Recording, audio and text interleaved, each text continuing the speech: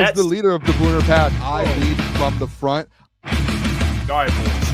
Lock in. It's our core foundation, man. Grit. I'm fired up. I'm fired the f*** up, boys. It's pumping right now. It's got my juice pumping, boys.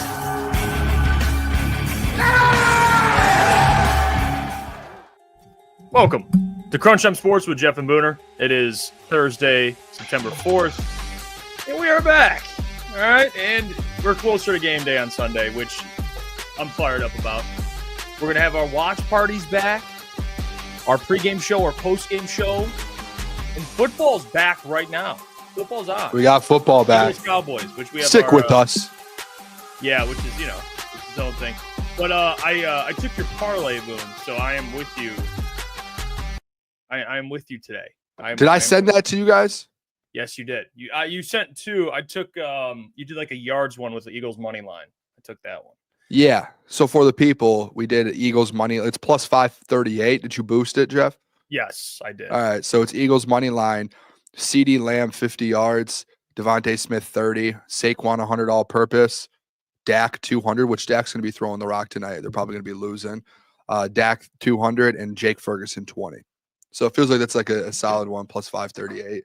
Pretty solid. I loved it. Yeah. Yeah. Who do you have winning the game today? Eagles? Oh, yeah. What are we doing? Okay. Now just checking. They're doing their whole Super Bowl thing right now. I think Saquon's going to run for 150 yards today. I'm interested to see this whole Saquon thing. It's so interesting to me.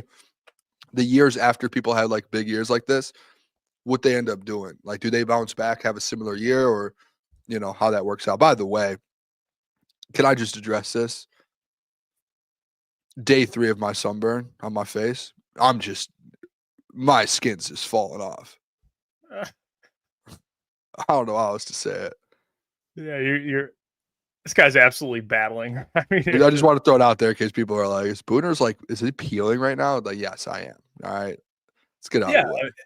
I mean, you've been battling the last couple of days. Is it fair to say that you've been absolutely battling? The problem is too, it's my upper body here.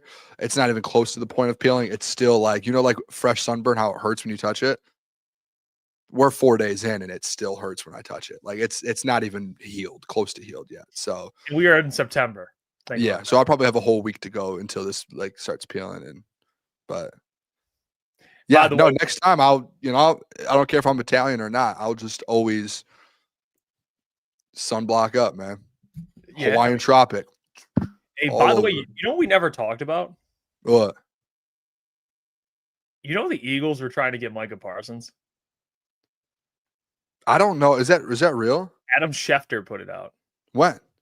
2 days ago. Okay, he said a team that has recently came out as the other big player in Micah Parsons, the Eagles. Remember our biggest thing to Adam was the Eagles aren't going to do it. The Eagles were trying to get Micah, dude. Yeah, no, good for them. I mean, dude, it's Howie Roseman. You can't let anything get past Howie Roseman, man. I mean, he's one of the best in the game. It's unbelievable. There was no chance the Dallas Cowboys were going to trade him in the division. But the fact that Howie Roseman just has the balls to try and do stuff like that, I wonder what the package would have been. He would have probably had to given up a big player, to be honest. For sure, yeah, for sure. I wonder who would have. Devontae Smith. I don't know.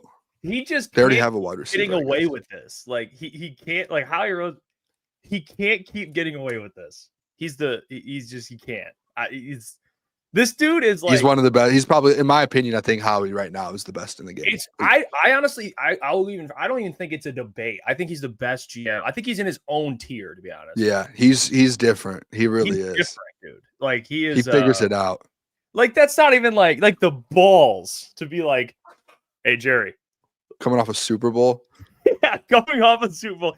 Hey Jerry, what do you want? What do you want from Micah? He's like, get the hell out of here, dude. Get the hell out of here. He's not going to Philly, number one. But the fact that he even does stuff like that, someone has to stop this guy. He's playing Madden in real life. It's actually ridiculous.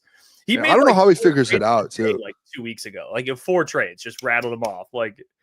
I don't know. He's good at what he does, man. He's the best at what he does. Doesn't really make any sense. But yeah, I randomly thought of that because the Eagles, and then we talked Micah Parsons. We're going to talk about his comments about Detroit too. Don't worry about that because he just can't. And this is another reason why you hate him. I mean, this is literally why you. You know what's crazy is a couple months ago when Micah, there was like the first rumors with Micah, and like his dad came out and was like, "Well, Detroit's one of the teams." I had put a tweet out there, and I was like, and I maybe I shouldn't have said it, but I said, "I'll speak for all Lions fans. We don't want Micah Parsons," and it blew up. And the reason I said that was because Micah has trashed the city of Detroit and the Detroit Lions in the past. So I went out and said, like, why would we want a guy who like publicly has, win at your franchise in your city? And people in Detroit got mad at me for saying that. But then again, they're like, oh, we would take him. We would take him. Fast forward 6 months later, he's on the Packers. He's like, I hate Detroit. Like, I never liked Detroit. Say, okay, that's my point. I hope all of you that were in my comments, you guys can all kind of shut up now and move on from that. Yeah, we'll get to that too. I do have the practice report for today, which is it's more relevant than yesterday's. Yesterday's was a little weird because Lions didn't have practice. Yeah, so it's like a little weird. But we actually have an update on some players. It's not, all due respect, no one of much significance, really. I'm just saying. There's one. Trevor Nowaski. He hasn't practiced, so he actually might something with his elbow. He's probably not going to play Sunday. It's Thursday. He's not. Vaki did not practice either, so that's interesting. Jamarco Jones he didn't practice Wednesday, but Thursday limited practice. He's backup tackle. Isaac Tesla, that's good, limited practice today, and then Yodi full practice today, so that's good. So yeah, so there's an update on some of the practice guys. Isaac Tesla is going to play, man. I'm fired up about it. Yeah, I'm pumped up. It was limited today, but I'm sure he'll play. He'll be good to go. Yeah, I'm excited to see what he can do. He'll probably just get a lot of fluids. They'll get him on meds, and he'll play. It's not like an illness. I mean, and did you see?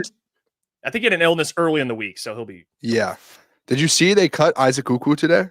Yeah, they did, and people were freaking out about it. R.I.P. my guy, dude. You know me and Isaac Ukwu. You know I loved Isaac Ukwu, man. Well, I saw Lions fans are like, another edge rusher cut. Yeah. Dude. And they signed C.J. Beathard to replace him, but there is something with this edge position that Brad just hates, dude. I don't know. The thing that I don't, Brad would and this is where I'm not like, I don't know the ins and outs of practice squad players, but it's a question of mine.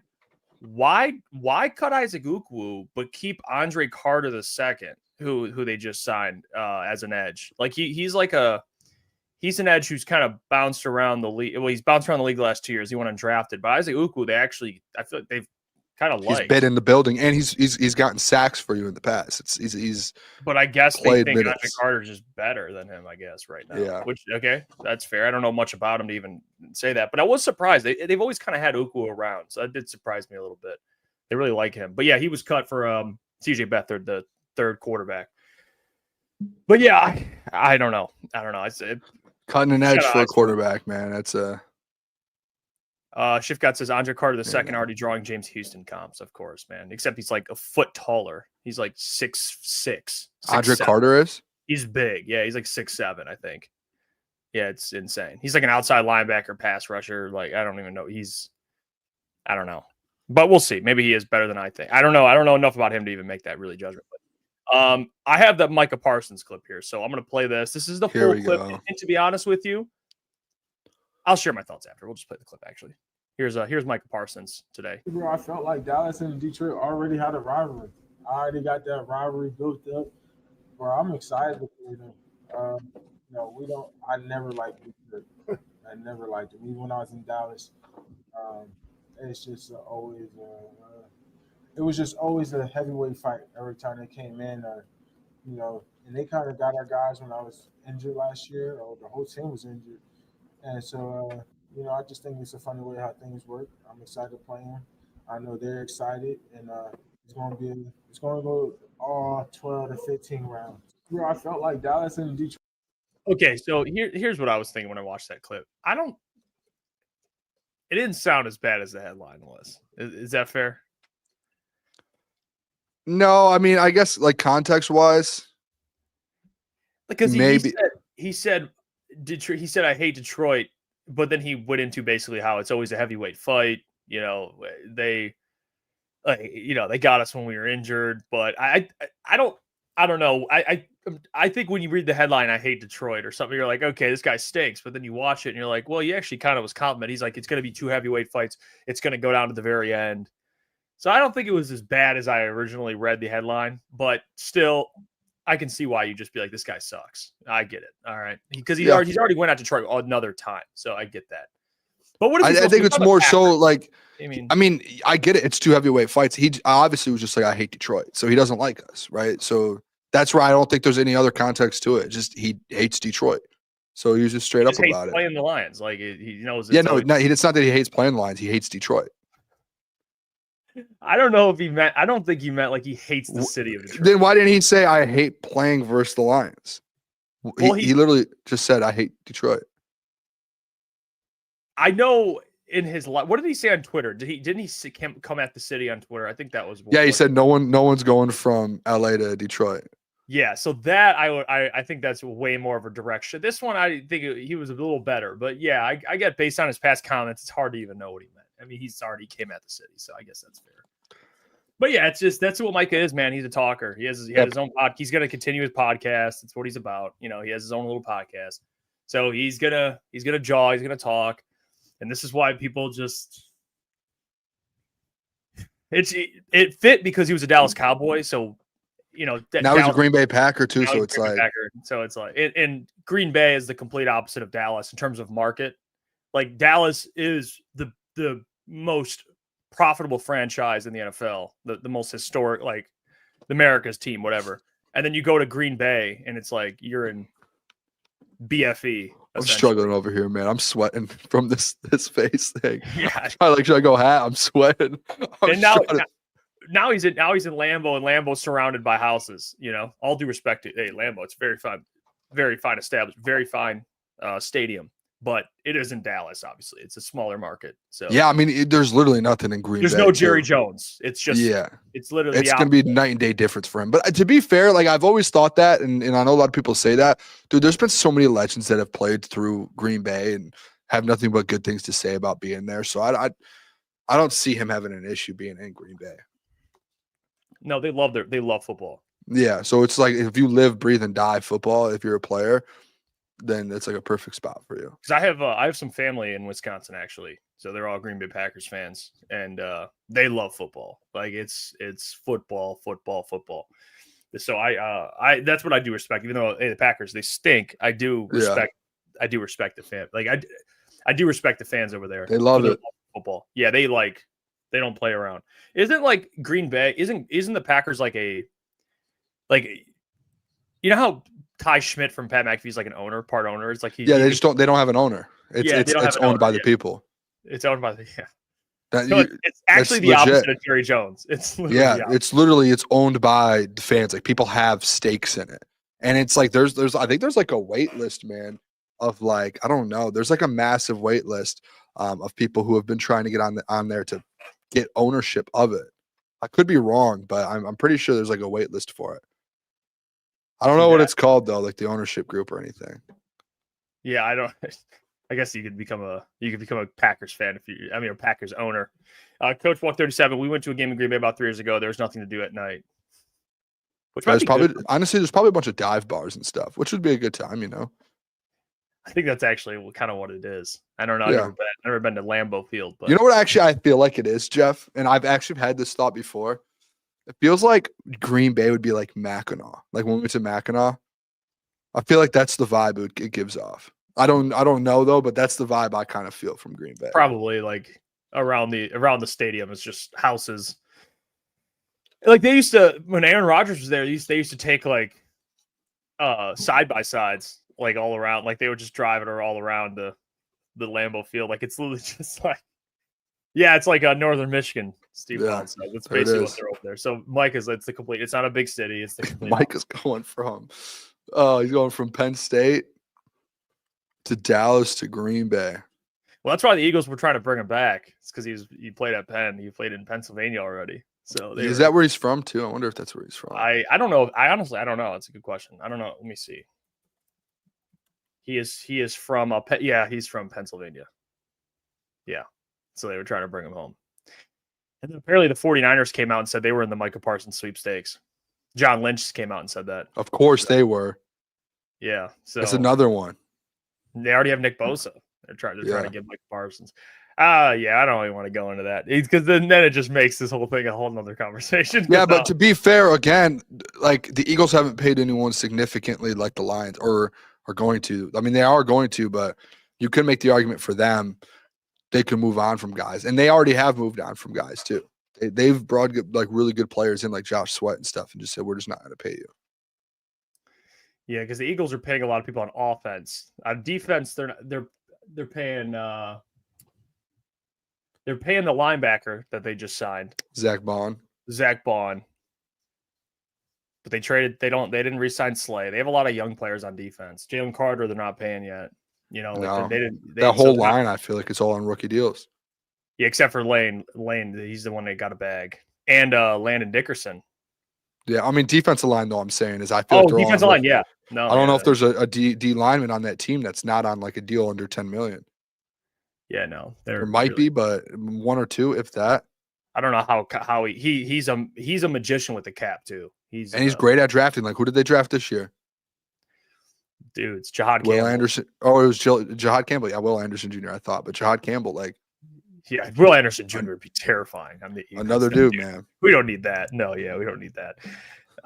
Yeah, Angus says injury red flags with Micah. Yeah, we'll see. I don't know how much he'll play though. You know, I don't know what that's going to look like. I know he'll play, but with an injury like that, I don't know the extent of it.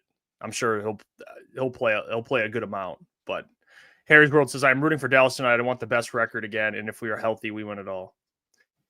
Yeah, I mean, you as a Lions fan, should you technically be not rooting for Dallas, but you want the Eagles to lose? Yeah, you probably don't want the Eagles to win because the Eagles are kind of that team. Yeah, that's fair. That's fair. Johnny Morton did speak today, by the way, speaking kind of I know we were talking a little bit about the offense, and Johnny Morton talked about the backfield, Jahmyr Gibbs and Dave Montgomery for this week. He didn't give anything away about what they want to do for the season, which I guess John mentioned it to the doc when he was on yesterday. He said that they should be giving Jahmyr a majority of the carries. They asked John Morton about that, and he said, we'll see. He didn't give an answer, which is smart. You don't want to. Why would you say what that looks like? I mean, why would you say that before a game? You're not going to be like, yeah, we're going to give Jahmyr Gibbs a majority and David Montgomery, let's get. No, you're not going to say anything. All right, that's game planning stuff. So, of course, he's not going to say it. But I guess what in your mind, what do you think that looks like this year for Jahmyr versus Dave Montgomery? What's like the actual preferred carry share between those two? Because for me, I feel like we're just going to say this once again. I don't think it's going to be. I think last year you started to see it with Dave Montgomery getting injured. They had to rely on Jahmyr. I think this year or 2 years ago when David was healthy, it was more like 60-40 David Jahmyr. I think it's pretty much going to be that just opposite. It'll probably be 60-40 Jahmyr. I just don't see them. You can't just all of a sudden give Jahmyr like 70% of the carries. You know what I'm saying? Yeah. I just don't see it happening. And that's why I know we had our draft today and Lucas took him number 1 overall, Jahmyr Gibbs. I just think that's ridiculous. Like I think Jahmyr Gibbs is going to have a good year. I think he's going to have a good year, but he's not going to get the touch, especially in fantasy, in my opinion, to be a number 1 overall pick. He's not going to. Yeah, no, I mean, I do think in fantasy, I think there's 3 players that could go top 3. I think it's Jamar, Bijan, and Jahmyr. Like one of those 3. You don't think so? I think no matter what. I think the argument you have with Bijan and Jamar is the volume they're going to Well, I'm saying they could be 1, 2, but then I think third, it's Jahmyr. Like you're going Jahmyr. Which I would agree. He's probably because even if he doesn't get the volume of those guys, he's still putting up 100+ yards a game, most likely. He's still going to at least get 1 touchdown, potentially 2. He's going to get catches, and if you're in a PPR league, that's like it's incredible. But like I am with you on a sense to where. Let's say last year's split. I don't know what the exact number was. Let's say it was. What do you think? Let's go like 55. It's hard to if you pull it up. It doesn't because he was injured. He was injured. Yeah. So the numbers don't actually make sense. I guess you would have to go calculate the numbers from every game they both played to even be able to get an idea of it. But I would say, let's say it's like 55-45 last year. The only increase I could see it going is like 60-40. That would be it. And I get it. Like, you want to get the ball in Jahmyr Gibbs' hands more and all of that. But like, even at practices that we saw, Jeff, like when we went to the practices where they did joint practices, they were still getting the rock to D-Mont all the time. And they were on the field together at multiple times. D-Mont was getting carries. Jahmyr was getting carries. They were getting both of them out of the backfield in the air. So it's like they're going to use these guys to their advantage. I don't see a world. I've said it all offseason. I just don't see a world where you have two guys like that, and especially a guy like D-Mont, who's probably top 15 in the NFL anyways, and you just don't give him the rock. And I've said it all offseason long. I think David Montgomery right now is in the best shape of his life that he's been in since he's been in the NFL. He looks slimmer. He still has – I know it sounds weird to say because it makes no sense, but like he is like when he's slim, like he is like athletic, but he's still like that bowling ball and that big body running back that you know David Montgomery has. And he's quicker. He's more elusive. Like he has everything. It feels like his bag is just that much better, and he's in that much better of shape than he was last year going into last season. So I don't think people realize as much as how good David Montgomery can be this season as well. And it's hard to even take carries away from D-Mont, even though you do have the best back in the league, a top 3 back in the league. You don't want to ruin that and wear Jahmyr Gibbs out when you do have David Montgomery. Like, think about how disappointing that would be if you just go all Gibbs and then he gets hurt and you're with D-Mont and now you don't have you have one of them, right? You don't want to do that. You want to be able to split it so you have both of them in the playoffs. Yeah, like I see, like Steve, like Gibbs will have close to 1,000 receiving yards. I don't see it. You know, like what is it, 2,000 yards all purpose. Like here's for the thing, sure he'll have that, but he's not going to have 1,000 receiving. I don't see that. Well, I just looked 2 years ago. It was about 55-45 in favor of David when they were both healthy, 55-45. And Jahmyr actually missed 2 games. So, but then last year, David missed 3 games, and it was like a big discrepancy. I mean, Jahmyr had 250 carries last year. David had 185. So that's not going to be the case. So it's probably going to be somewhere with that like 60-40 look, I think. Yeah. And that goes, and I'm taking into account receptions too. Like I'm talking touches, because last year David had 36 receptions and he had 16 the year prior. So he over doubled his receptions. He was involved way more in the passing game. Jahmyr had 52 receptions last year, 52 receptions the year prior. Okay. So it's like David's going to be, he's going to be more involved in the passing game too. Like David's like, he's a good pass catcher. He's a good back out the backfield. So I think that touches, it'll probably be like 60-40, even dare I say like 55-45 with total touches. But Jahmyr does a lot with the touches. You know, he does. It's different, which is fine. Like that's why he's a top 3 back, because he's going to carry it for 5 yards a carry, opposed to D-Mont, who's going to be 4. And every time he touches out the ball in the backfield, when it comes to receiving, it's going to be something that, you know, he's going to have. I don't know what he was last year, but it's going to be way higher than it would be for D-Mont. Yeah, because Harry's World says Lions will have 4K receiving between St. Brown, J-Mo Gibbs, and Tesla. It's not going to happen. Yeah, because then you got to think like, okay, Laporta, Khalif, and then David receiving. Like David's gonna have 300 receiving, probably 200-300, and then you have Sam Laporta probably 800 at minimum, and then Khalif's gonna have like 400 or 500. So now we're at like 5,500 passing yards. Yeah. So I don't know. I don't think so. I don't think it's that. I don't think it's gonna be like that. Personally, shout out to Ahmed Hassan's father as well. He says, "Good evening, Crunch Time Sports. I like your broadcast. Ahmed Hassan getting better every day and training hard. Will come back more hungry and stronger. Go Lions!" It's good to hear that. Shout out, that is awesome. They need him, man. So hopefully soon. Going smooth. Yeah, we don't know the timeline of it, but hopefully soon. Definitely. So yeah, I think that the David Montgomery, Jahmyr Gibbs, something it's going to be in favor of Jahmyr, but I don't think it's by as much as maybe people think. But we'll see against like David Montgomery against the Packers. Like, we tweeted that out probably like last week. He's always played well against the Packers. Always. Yeah. Like he's consistent against the Packers. He always has a good game against the Packers. Like, I think here, I'll pull it up right here. No, say what you're going to say. I would say, I think a lot of people, and we're going to find out Sunday, but do you know, like a lot of people complain all the time. Why is D-Mont getting the start? Why is he the one getting the carries to open up the game? I know a lot of people are saying it's going to be Jahmyr. I wouldn't be shocked if it's D-Mont again. I wouldn't either. No, I wouldn't be shocked. And a lot of people are just saying that obviously because of Jahmyr and what he's about and top 3 back and this and that. Like, I get it. Like, I'm right there with you. I just think they have a plan, and Dan He loves what he does. Jared, they know like exactly what they want and how they go about it.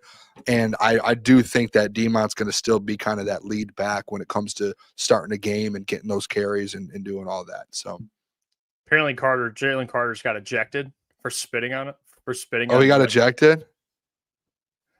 For spitting? They're showing the video. He legit he spit too. The nasty part about it, he spit, and like the shoulder pads like open right here. He spit on Dak and it went inside of his shoulder pads, like in his shirt. He got ejected? Like, he's an Ndamukong Suh, man. That's what he is. He got ejected? Big Dom's walking him out right now. Also, by the way, the Lions do have a big Dom. Just want the people to know that. Yeah, they do. They do have a big Dom, by the way. Can't figure out what his name is and who he is, but we see him out there. So if you're listening. Why would he spit? What an idiot. What would make you spit on someone, one, in general, but two, they haven't even taken a snap yet. Yeah, it is actually assault. If you spit on someone, that's technically assault. I don't know. Have you ever heard the Taylor Lewan story with one of the Watt brothers? I think TJ. No. I guess he spit on TJ Watt during a play or something. So the Watt brothers, they've been trying to get the Watt brothers on Busting with the Boys forever, and they just can't because they don't like Taylor Lewan because of that.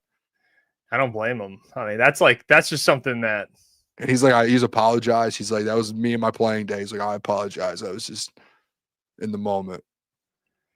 Yeah, I'm not surprised. I mean, I don't know why. What was that, the first couple plays of the game? Jeff, they didn't even take a snap yet. They literally, there was the kickoff, the kick return, and a player got hurt, Ben Van Sumer. I think he's from Michigan, so hopefully he's okay.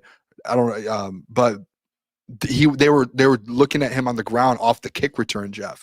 And the offense and defense were just on the field waiting to take the first snap, and Jalen Carter walked up to Dak and just spit on him and then walked away. I don't even know. They didn't even take a snap of the game yet. 0 snaps. Never seen something like that before. It's incredible. I mean, if I'm any other franchise, I'll still take them. But that's incredible. Just before the first play. Adam Schefter just tweeted Jalen Carter ejected for apparently spitting on Dak Prescott. That is so wild, dude. What? Oh, dude, that's insane, dude. Well, out of all the people too, Dak, what did he what did Dak even do, dude? I don't even know. That's crazy.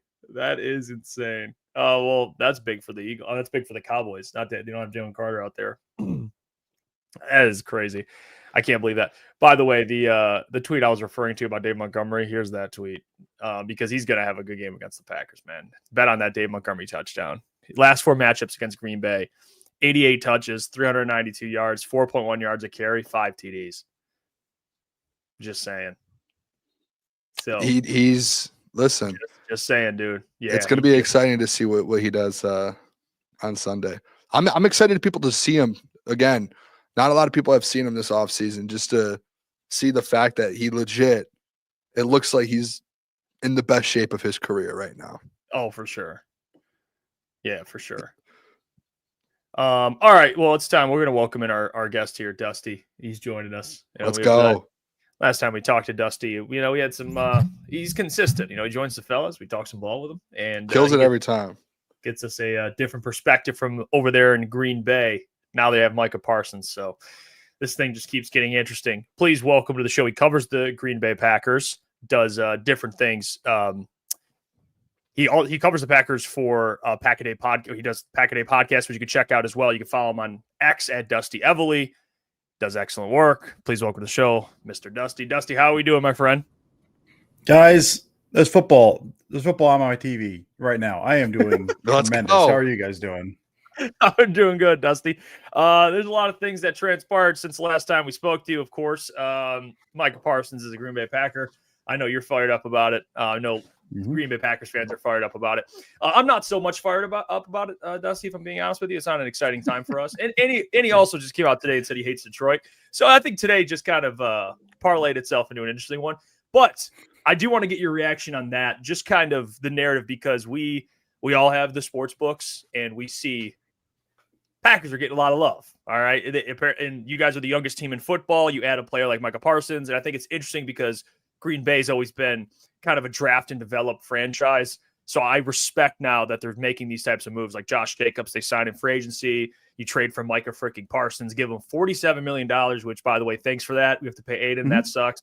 But the other part of it is they are now, many people would say, in that top tier in the NFC equation. What's kind of been your thoughts on this whole process, getting Micah, and what do you think of him this year when it comes to not only the NFC North, but the NFC in general? Yeah, I mean, I think Micah's good. Hot take. I think Micah's good.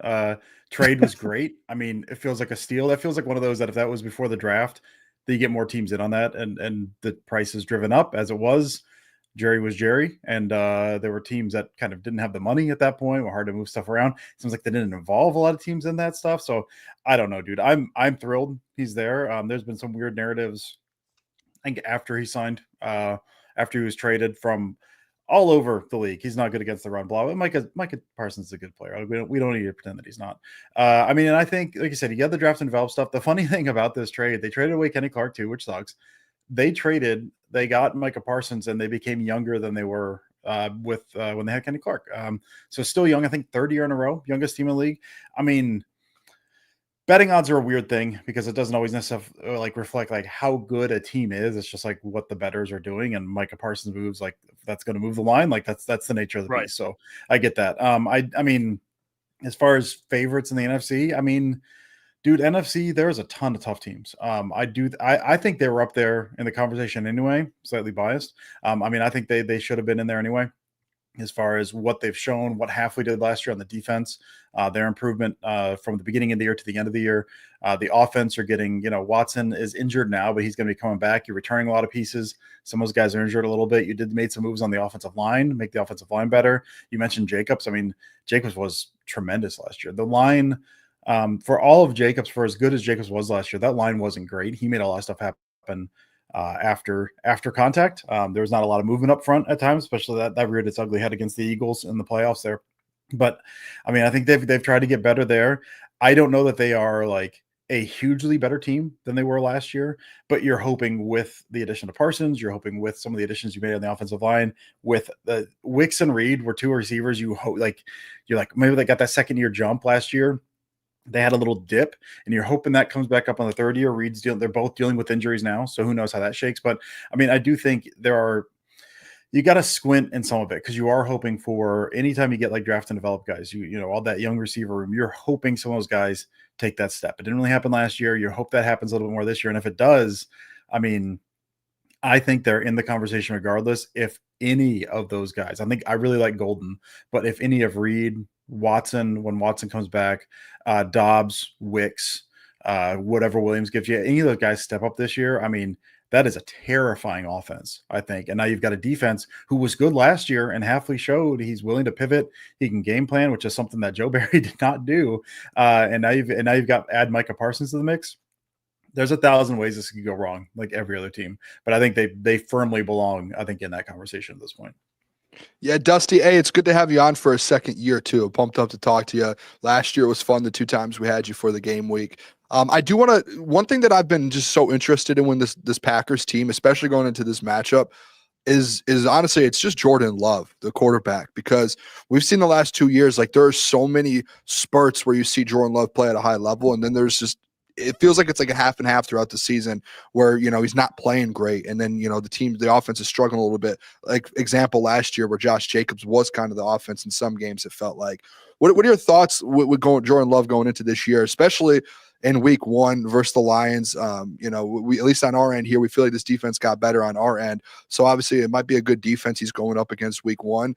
And then to have, you have all these weapons, but waiting for some of these guys to step up. How confident are you in Jordan Love this season and in week 1? I'm a big Love guy. I mean, I think there's always going to be a little bit of inconsistency in his game. Just he is somewhat of a big game hunter. He'll check down. Like it's not like he won't do that. But both Love and then this offense, passing offense, drop back stuff is kind of structured around that with Love, where they're just like, you want to chuck it? All right, man, we're going to structure this offense around you chucking it. So I think there's going to be just the nature of the way he plays, the way they structure that offense when he's in there, I think there's going to be a little volatility. I think if I'm not mistaken, I think they had the most explosive plays in the league last year, but like middle of the pack in terms of like success rate. So they were big game hunting. It had a bunch of explosives, which are huge for helping you win, but some of the down to down stuff wasn't always great. Middle of the pack and 3 and outs, I think, though. And so they weren't terrible in that respect. I mean, I really like Love. Like I said, I think there's some stuff in his game. Maybe he gets better at, maybe he doesn't. I think he needs to know when to give up on the play a little bit more. I think he needs to scramble a little bit more. And those are both things I think that were a point of emphasis this year. But some like the chucking downfield, I think that's just in his game. Last year was tough because I think he played pretty well in that Eagles game. The first, and he had a couple interceptions. I know I'm trying to remember both of them now. At least one of them I know was not on him. That was one that like Musgrave was supposed to bend, and Musgrave didn't bend, and it was the middle of the field, and that stuff just kind of happens sometimes. But a lot of all of last year, it's going to sound like Cope. I understand that. He was injured. I don't want to understate this. Like, he got injured at the end of that Eagles game to the point where like I thought his season was done. Like, it looked like his knee was done. He came back. Willis played those 2 games, Colts Titans in weeks 2 and 3. They had the really cool. This is like one of the things from last year. So they have the offense week 1, weeks 2 and 3. You bring in Willis. They get all the run game stuff. They got all the spinner stuff, the split back. You got the fake, the turnaround, like all that kind of weird misdirection, single wing stuff that they were doing that they broke out with Willis. They tried to do that with Love, and he couldn't spin. He couldn't pivot on that knee because the knee was bad. So then he starts getting up to speed. You could tell like his steps were a little choppier in the pocket. Like he wasn't willing to move that much. Like the plant was weird, and that was accuracy stuff. So he wasn't quite right. And then just as he started working himself back into, he had to get a couple games there. We're like, all right, man. Then he injures his groin against the Jaguars. Doesn't finish the game against the Jaguars. Willis comes in. They end up winning that game. And he's ginger again. He comes back in the next week. He's a little ginger again that next week. And so I do think with Love, I mean, like the volume stats don't look great, but he missed 2 full games, half of the Jaguars game. And if I'm not mistaken, half of the Bears game later in the year, like the last game of the season, I think. So he basically missed like 3 full games. If you look at the stats, what they would have been, if you kind of project that stuff out, this is a dangerous game, I know. The stats look pretty good. And I think from a process perspective, I guess a couple other points. From a process perspective, I think he was still good. A couple times where he stares down guys a little bit more. Again, he needs to learn how to give up on a play a bit. I think that's an issue with him, and we'll see if that continues.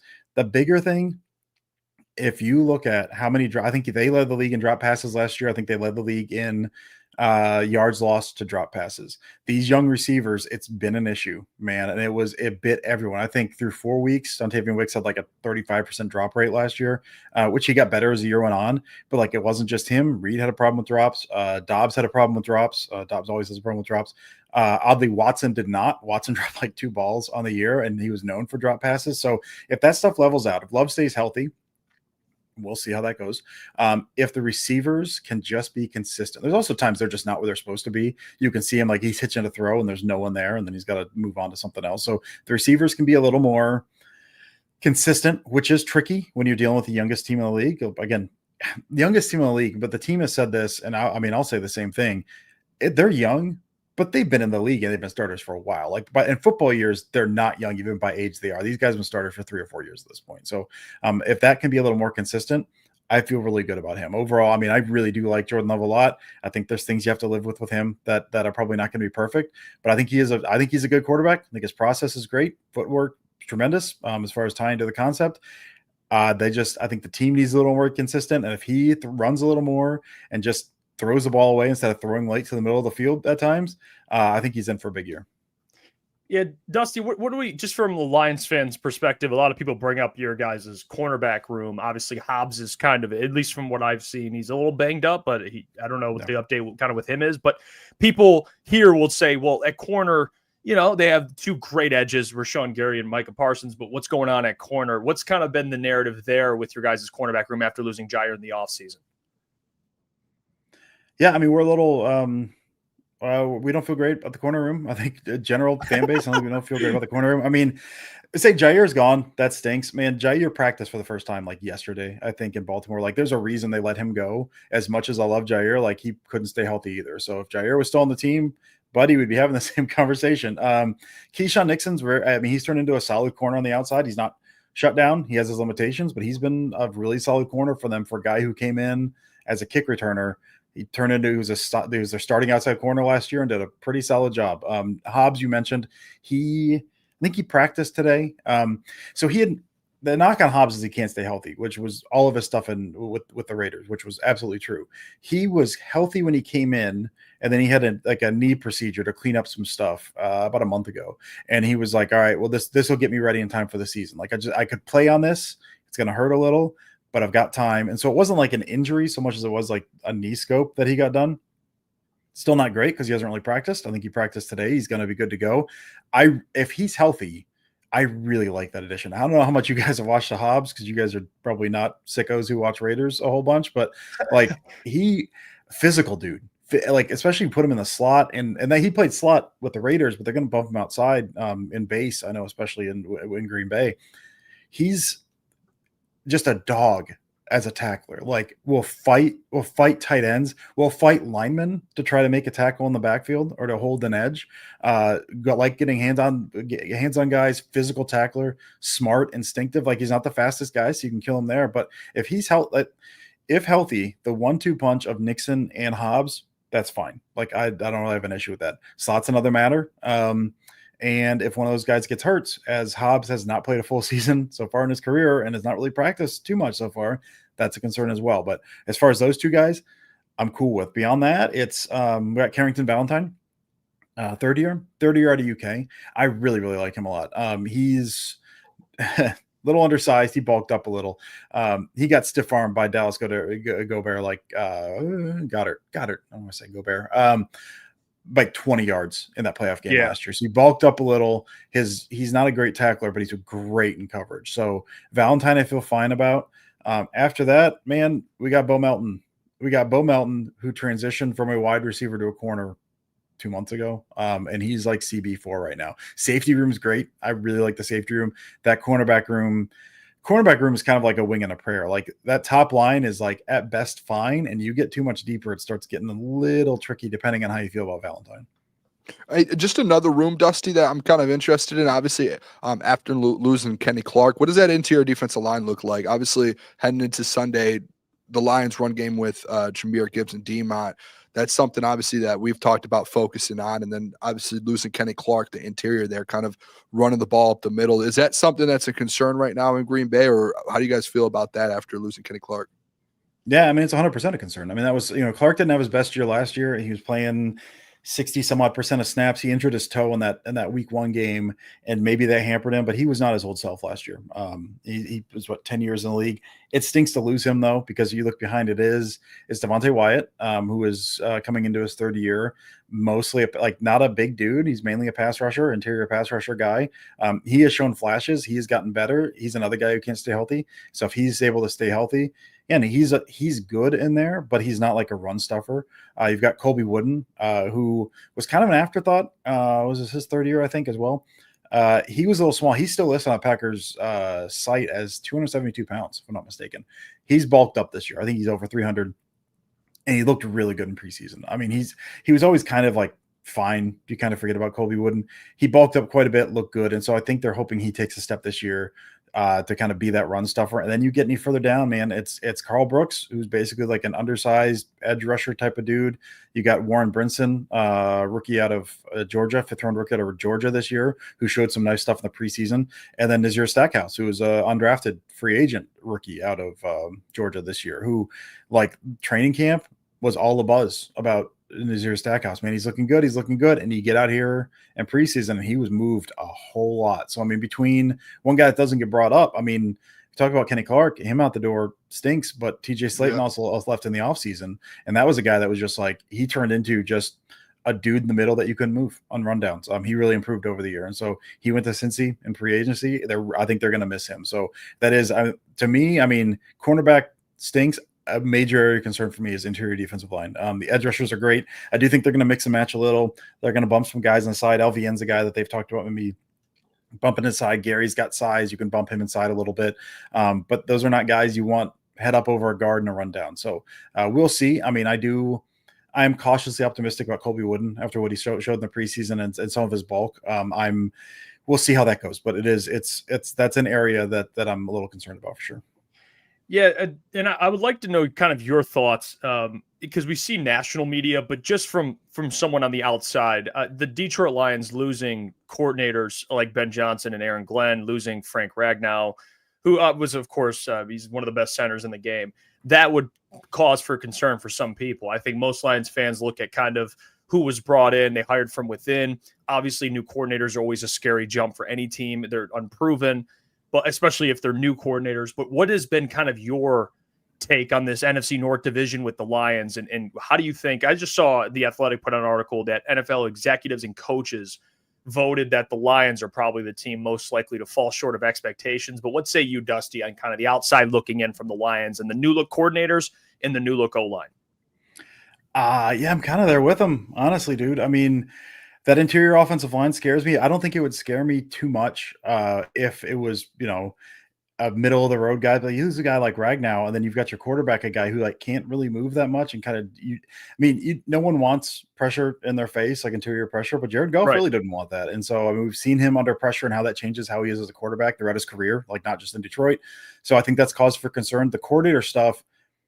It's tough, dude, right? Because you never know exactly, who does what, who's responsible for what, all that. I know I've heard a bunch of stuff about Dan Campbell being way more involved in the offensive side of the ball in terms of game planning and all that than is generally reported on. Ben Johnson is seen as like this wonder kid, and just knowing Dan Campbell and kind of how he is, how he operates, he could have been doing a bunch of stuff in that room, and he's not going to give himself any credit for that because he wants to put the shine on other guys. Like that's kind of what he does. Right. So that being said, losing not just coordinators but play callers on both sides of the ball, like that's different. Like Ben Johnson, like no matter how involved Dan Campbell was in the game planning, in the scheming, all that stuff on the offensive side of the ball, Ben Johnson had an incredible knack for when to call plays, when to break stuff out. I mean, you had the aggressiveness from Campbell, and that kind of floats down. I think that frees up Johnson to do some other stuff, but like Johnson got to be so good as far as like a sequencer in the game. You could have the same guy with the same exact call sheet, and the game looks different in that guy's hands. And the same thing with the defensive side of the ball. I know Aaron Glenn,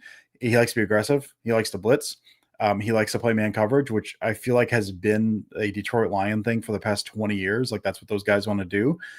Aaron Glenn, like notoriously has ways to run cover one that no one else does. Like just reams of paper on different technique and shifts and leverage and all that stuff. And even if you're throwing down the same playbook, I know Shepard kind of came up under there and he's kind of the heir apparent. To me, that's a huge unknown. Like you've got the players, it's a great roster. You've got, even if you're like these handpicked guys, especially I know Shepard kind of handpicked to come in and when they thought they were going to lose Glenn like a year or two ago.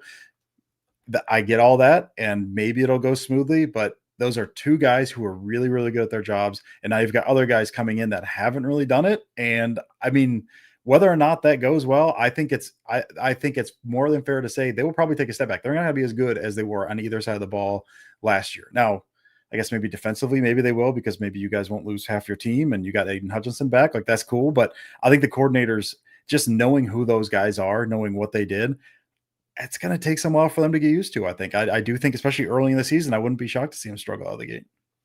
Yeah, I want to know, Dusty, for Sunday's game, what are like one or two matchups that you're kind of looking into that could kind of affect this game, whether it's win or lose for one of these teams? Obviously, it's two of the top teams in the NFC, week one right away going at it. What are two matchups that you think that offensively or defensively that could affect this game in a major way? Yeah, I mean, I think with, I don't know how much Micah Parsons is going to be out there. 50% of snaps or something would kind of be my guess. I think they're going to simplify it for him, and I think they're really going to look to attack the interior of that offensive line. Cowboys like to use him a lot in like that. I've heard it called the radar front, which is like both sides, like a 5-man line, but it's like, the two guys are kind of split. The D-end D-tackle, the D-ends are like 9 tech or the wide 9 stuff. The interior guys are kind of over the tackles. And then Mike is just like roaming over the center that can just beat him. You can run twists and stunts off of that, especially with Edge Cooper, who was just phenomenal last year, and he's healthy coming into this year as well. I think they're going to look to heat up the middle of that line and just see what they can do, especially early. I think that's going to be the Micah Parsons plan. We might not see him hand the dirt too much. I think he's going to be roving over center a lot, because I think that's a weakness. The Packers are going to. That's not the sexiest answer. They're going to look at the offensive line, but like that's a weak spot, and the skill positions are good. We know the receivers are good. We know what Goff can do if he has time. So I do think, as far as what they're going to try to do, They're going to try to heat him up on the inside, which opens up all kinds of stuff at that point, right? Because then you can run away from that. What does that do for the run game? How did the Lions counter with the run game off of that? What do they do in the pass game? Bringing a guard over and kind of trap him. Like, there's going to be a plan for Micah Parsons, I think, on both sides of the ball. I think that's going to do a whole bunch because I do think they're going to target the interior. Like, for me, that's one of the big ones. And then if I'm the Lions, dude, I mean, I'm just everything I can do revolves around how can I spring Amon-Ra St. Brown open, which they like to do anyway. And like you mentioned, if Hobbs is out there, Hobbs is going to want, I think, to get Amon-Ra St. Brown because he's going to want to fight. Both those guys are going to want to fight. So I'm really interested to see how they do that. But the Lions are so good at springing him open. I think that's probably what they're going to want to end up doing. I think the Packers probably ground and pound a little bit if they can help it. Probably try to – we'll see. Offensive line's kind of a question. But now I'm not entirely sure how that's looking. They got a couple guys that were out with injuries. But I think they're going to try. I think between the pass rush – between some of those corners, I think they're going to try to get Golden going. I wouldn't be surprised if the first play is a shot play to Golden, but I think they're going to try to do some power stuff and try to get the run game going with Jacobs and some play action shots off of that. Hey, last one for me, Dusty. I did want to ask you about Matthew Golden, not because he's on my fantasy team, of course, but other reasons why. Sure. Yeah, I'm curious because he's from what I've been reading in a limited capacity. He's been excellent all camp. He's many people had him, especially coming out. I know T-Mac got a lot of love, but he was like the number one wide receiver coming out of the draft. What's kind of been the narrative with him, man? How good can he be? And what are some things that you're excited for him, not only for the season, but kind of his debut this week against the Lions? Yeah, I mean, they've not said it, but I think they view him as the one.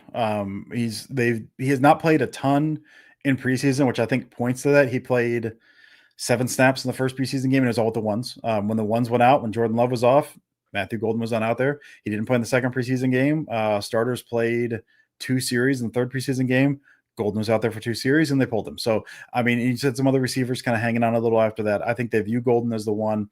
The interesting thing to me that I'm really curious about, I mean, they were doing stuff with him. He's a little undersized. Jaden Reed, who is another undersized guy, they famously do not put him in 12 personnel when they bring out the 2 tight end sets because he can't block.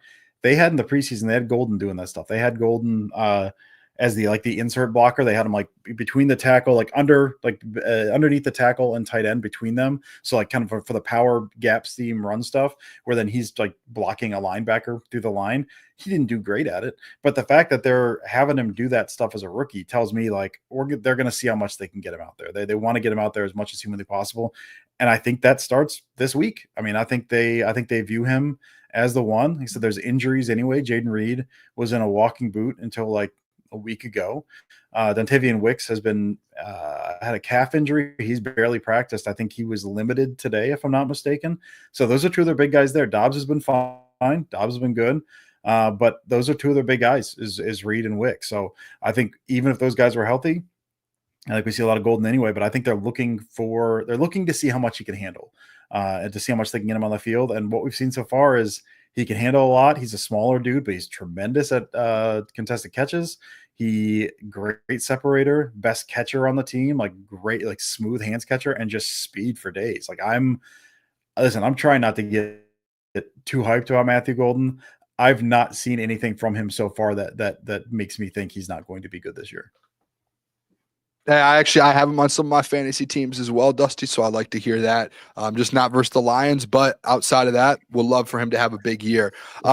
Last thing I do want to ask you here, and we got it from you last year every time we talked to you, but score predictions for Sunday. How do you see this game playing out, and what do you see the final score being on Sunday afternoon when this game's over? Oh, man, listen, home spring's eternal. We've not seen anything in the season yet. There's a lot of unknowns on both sides. I'm going to go – I'm feeling good tonight, boys. 31-21 Packers. There we go. There you go, Dusty. He's feeling good. Feeling good tonight, boys. Love that, Dusty. Appreciate 10-point win. Good?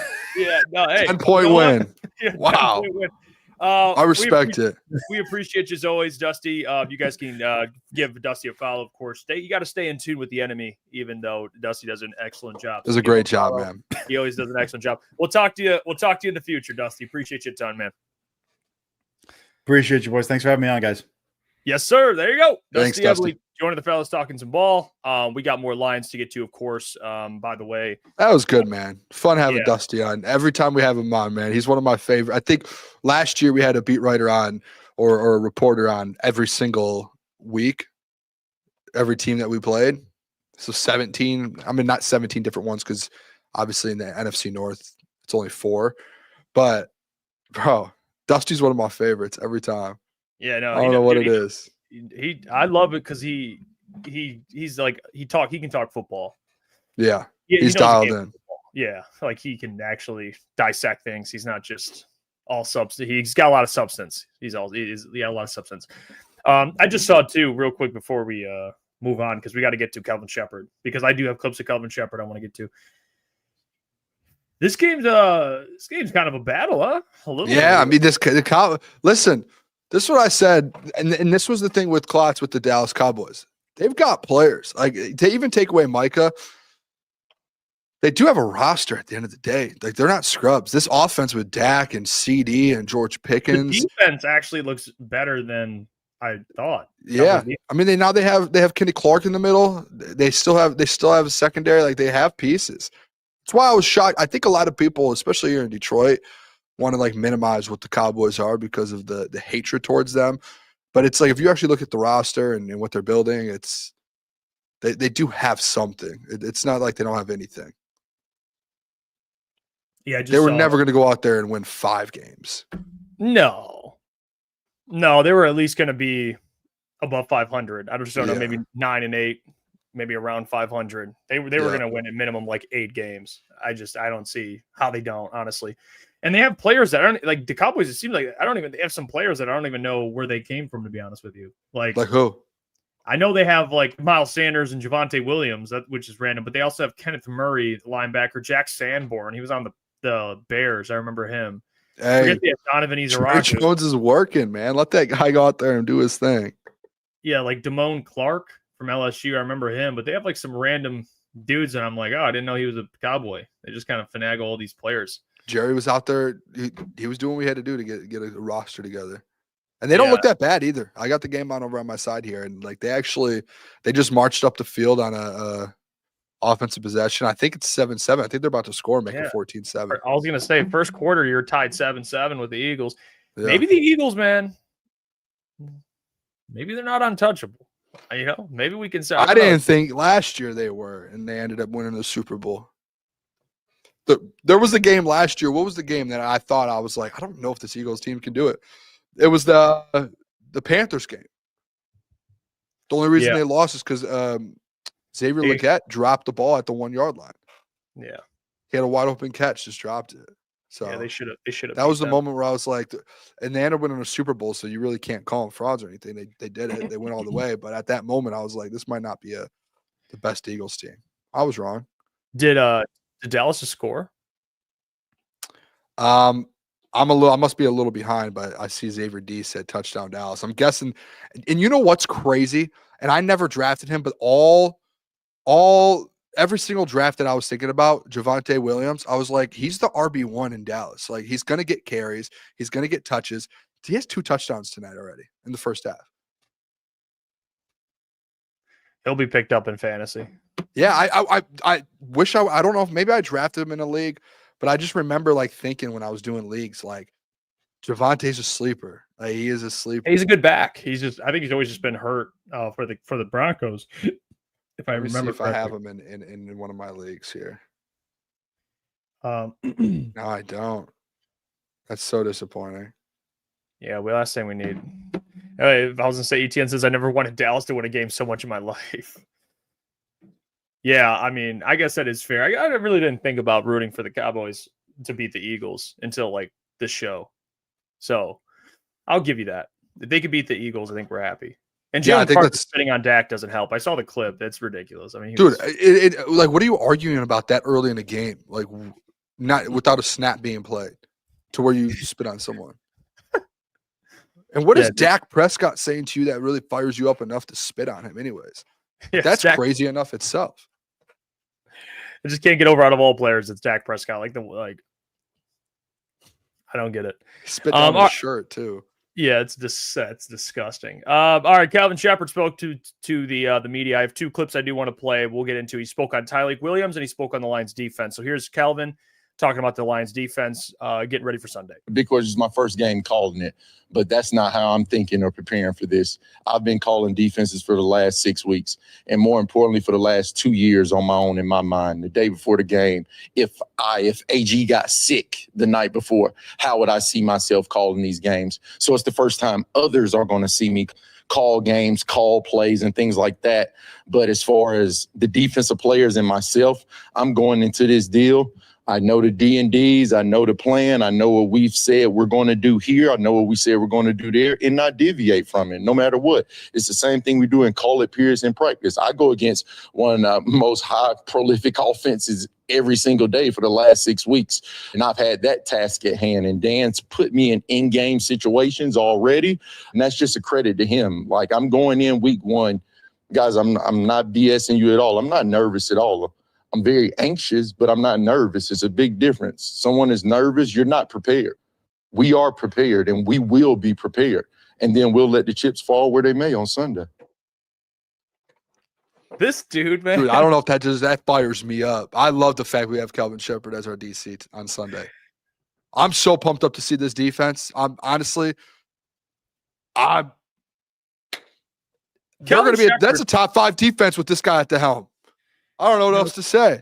Kelvin Shepherd needs to do like cameos, dude. I need like I need like him to fire me up every morning. Wake like, up every morning and it's like get out of the shower, brush your teeth, get changed, press a play button. It's just Kelvin Shepherd.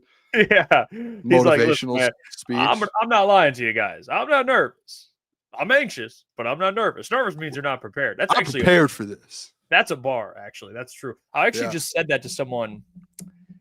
That's the truest thing I ever said, to be honest. Because I was just talking to someone about this. Nervous versus anxious. Like whenever you feel like anxious, it doesn't mean it means you're prepared, but you're ready, you're fired up to get going. Like we're not comparing what we do to playing in the NFL, but we've done shows to where there are anxious nerves, but we're not nervous. It's just like you're just so fired up to get going, and everyone's been in situations like that. It's like first day of a new job, whatever it is. It's like if you're nervous, then it's not ready to go. You're not ready to go, man. Yeah, because that's actually a great point. Because I'm never nervous. I've never been nervous to do like a show, but I've been like, here we go. Like, let's do this. Like, I'm fired up. I'm ready. It's like it's like when we did like radio gigs in the past. Like we've always been like, like we're just anxious. Like we're fired up. We're not like nervous as in we're unprepared. So I love that Kelvin. He's just he knows how to connect with guys, man. He just gets it. Like that's why it doesn't surprise me that players play so hard for him. It just doesn't. I think the point he made about being ready to call a defense, and he's been ready the last couple of years. Honestly, it's an interesting angle. I didn't really think about that. He's just in there. He says AG. He's like, if AG gets sick, he was like, I'm prepared every night that I think. Like, and he's never had to be a DC. I don't think AG's ever been out. So the fact that for whatever it is, the last 2 or 3 years, Shep's like every night he's like, I prepare like I'm about to be calling plays for this team. That's incredible. Like that's and then the practice that he gets from that, the maturity from it, like everything with it. Like he knows what he's doing going Sunday. Yes, he's a first-year coordinator, and this is going to be his first game as a coordinator in the NFL. Feels like he's like years prepared for this. Years to prepare. Yeah, he's been working. He's been doing this. They said they groomed him for it. Yeah, for sure. AG's let him. They've allowed him to game plan for like teams, like help out game planning and stuff. They've actually done that in the past. Do you think Kelvin Shepherd does cameos? I hope so. I would take my money. Take my money if he does cameos. He's please do cameos. I'll tell you what, I don't want a cameo from John Morton. I'll tell you that. That dude is. I'm sure he's a great offensive mind. Boring. He's a doorknob, man. Well, he's an old fashioned like let's get the job done, boys. That dude is it's like watching paint dry, listening to him like speak. So I think he in press conferences. So, but they're like complete opposite of each other. Like John Morton's more laid back, chill. Like he's all about football. He doesn't even he said today too. I think John Morton said something like, "I don't even go on social media. I don't have any social media. I don't look at any stuff. I don't." He probably doesn't have an account. Nothing. No, he doesn't have anything. I don't see anything. I don't, whatever. And then Calvin's just over here like fired up, fiery. Like he's a former player though, so it's a little different. John So is Morton. John Martin. Yeah, but I guess like Different Well, ages. yeah, Like, different ages. I think the age is what changes everything a little bit. Yeah, like They grew up in different eras. Calvin Shepard learned under Aaron Glenn. John Morton learned under John Gruden. Like those are like eras are here. Yeah, he's been around. He's been around for a while. But I think he said something. I think John Morton said the same thing. They were talking about new coordinators. He's like, I don't get nervous. I think John Morton was like, I've been in this league for 20-some years, man. Like, I don't get nervous. That. I was like, holy shit. Yeah, I'm not nervous. Yeah, that's a fair point. I feel like we got honestly, hot take, Lions got 2 great coordinators. I just got a feeling. I do. I mean, it's just we'll get to it later too, like the Athletic talking about. We'll get to that, but the Athletic and the Lions and all this stuff. But Johnny Mo, I'm excited to see. Calvin, I'm excited to see. I think for me, defensively, what I want to see out of this Lions team on Sunday, for me to be satisfied, is just I want to see this Lions team kind of remain with what their identity has been, which is a very fast, physical defense. It's what they've always been. But I do want to see this new look Kelvin, because AG is he's always been heavy blitz. That's kind of AG's identity. I don't think that's going to change a lot with Kelvin. I think he's going to want to put pressure often, especially on passing downs on Jordan Love. I think that's an identity that Kelvin is going to take from Aaron Glenn. That's just like what they want to do. I think Aaron Glenn and Kelvin sealed the game in a similar way. That's why they connected so well. So I think the pressure, the blitzing, the aggressiveness will be there. Maybe Kelvin dials it up a little more. Yeah. But for me, I want to see this defense. I want to see the run defense be just as good as it was last year. I think that's the most important thing for me. Is this run defense has always been good with Aaron Glenn. I want to see it continue with Kelvin Shepard. I think they got to start with being a good run defense team, because Josh Jacobs, I'll tell you what, he's a good back. Really good back. So they have to focus on at least limiting him to some extent, because I think when Josh Jacobs played the Lions, every time he's played the Lions, he's had different games. He had a game, the 2 games last year. He had a game, I think it was in Green Bay, where he averaged like 7 yards a carry. That was without Hutch, but he had 13 carries for 95 yards. But then you look at the game in Detroit, 18 carries, 66 yards, 3.7 yards a carry. Yeah. So he played well in Green Bay. I think it was wet that game, so it was a little different. I get running the ball and stuff, but in Detroit, they shut him down. Even though I think he had 3 rushing touchdowns in Detroit, but he didn't play well running the football. I want to see this run defense kind of get back to where it was last year. And then I do want to see a much improved passing defense. I think that's kind of what interested in the pass defense, though. Like, I'm interested to see if Kelvin Shepard switches it up at all. Because last year, they were one of the teams that played the most man, it felt like. Obviously, Terrion, as a rookie, playing the most man out of any corner in the NFL. So I'm interested to see if that's something that Shep is, hey, I'm going to stick with that because that's what we do. I've learned under AG. It's AG style. The one big thing is, I don't know, like, do you remember, like, when he first got introduced as DC, one of Dan's first press conferences after I was at the league meetings, and it was a couple weeks after, and they asked him, hey, what changes are going to be made? And he was like, listen, Shep's already came to me and he's already made changes. Like, he's already changed things his own way. So I'm interested to see what those changes are. And obviously we've had preseason, in which we've had, training camp and all of that. But one thing I don't think people realize sometimes is, especially like preseason stuff, it's just so limited. Like, he doesn't show anything essentially. It's vanilla. And as he shouldn't. Yeah. And it's the same thing I feel like in training camp, where you could probably get some things out of it, but you're probably not getting most unless you're there in close practices. So I do think Shep has a couple different things under his belt that he is going to switch up. Now, is it them playing less man, more zone, whatever it is? I'm interested to see that. And obviously the players have came out and said with Shep how creative he is, more creative than he is than AG. That's something as well to kind of keep an eye out. But I do think, and then Dan's mentioned it before, Jeff, their number one thing has to be that rush defense. They have to get back to that, because that was why they were so good the last 2 years. And they had Lee McNeil for part of them being so good. But even when he was out, they were still really good. And I think DJ Reader plays a big part in that. And they have a new addition, Tyleik Williams. And Aiden Hutchinson, of course, great run defender. Marcus Davenport's actually not a bad run defender either. But Tyleik is going to play a role in this. And I'm going to tell you about our friends over at Comer Cross when we get back after that. I'll play a clip that Kelvin talked about Tyleik Williams. But allow me to do that. Let me tell you about our friends over at Comer Cross, because you you can depend on Comer and Cross just like you can depend on this Lions run defense. And Comer and Cross, by the way, you should call the number 248-834-3488 because they'll take care of things like your patio, your pool deck, your basement, even your driveway, because I know you are sick and tired of staring at your crack stained garage floor, or worse, peeling epoxy or chip paint, making your whole garage look neglected. Well, right now, during Comer and Cross's summer installation sale, which is still hanging on, by the way, it's September. We're getting out of it. It's getting out of season, so you're going to want to call them. They're offering 12 months, same as cash, or $500 in savings. They'll move the stuff out for you. They take care of their customers. They always do. So call the number 248-834-3488. That's 248-834-3488.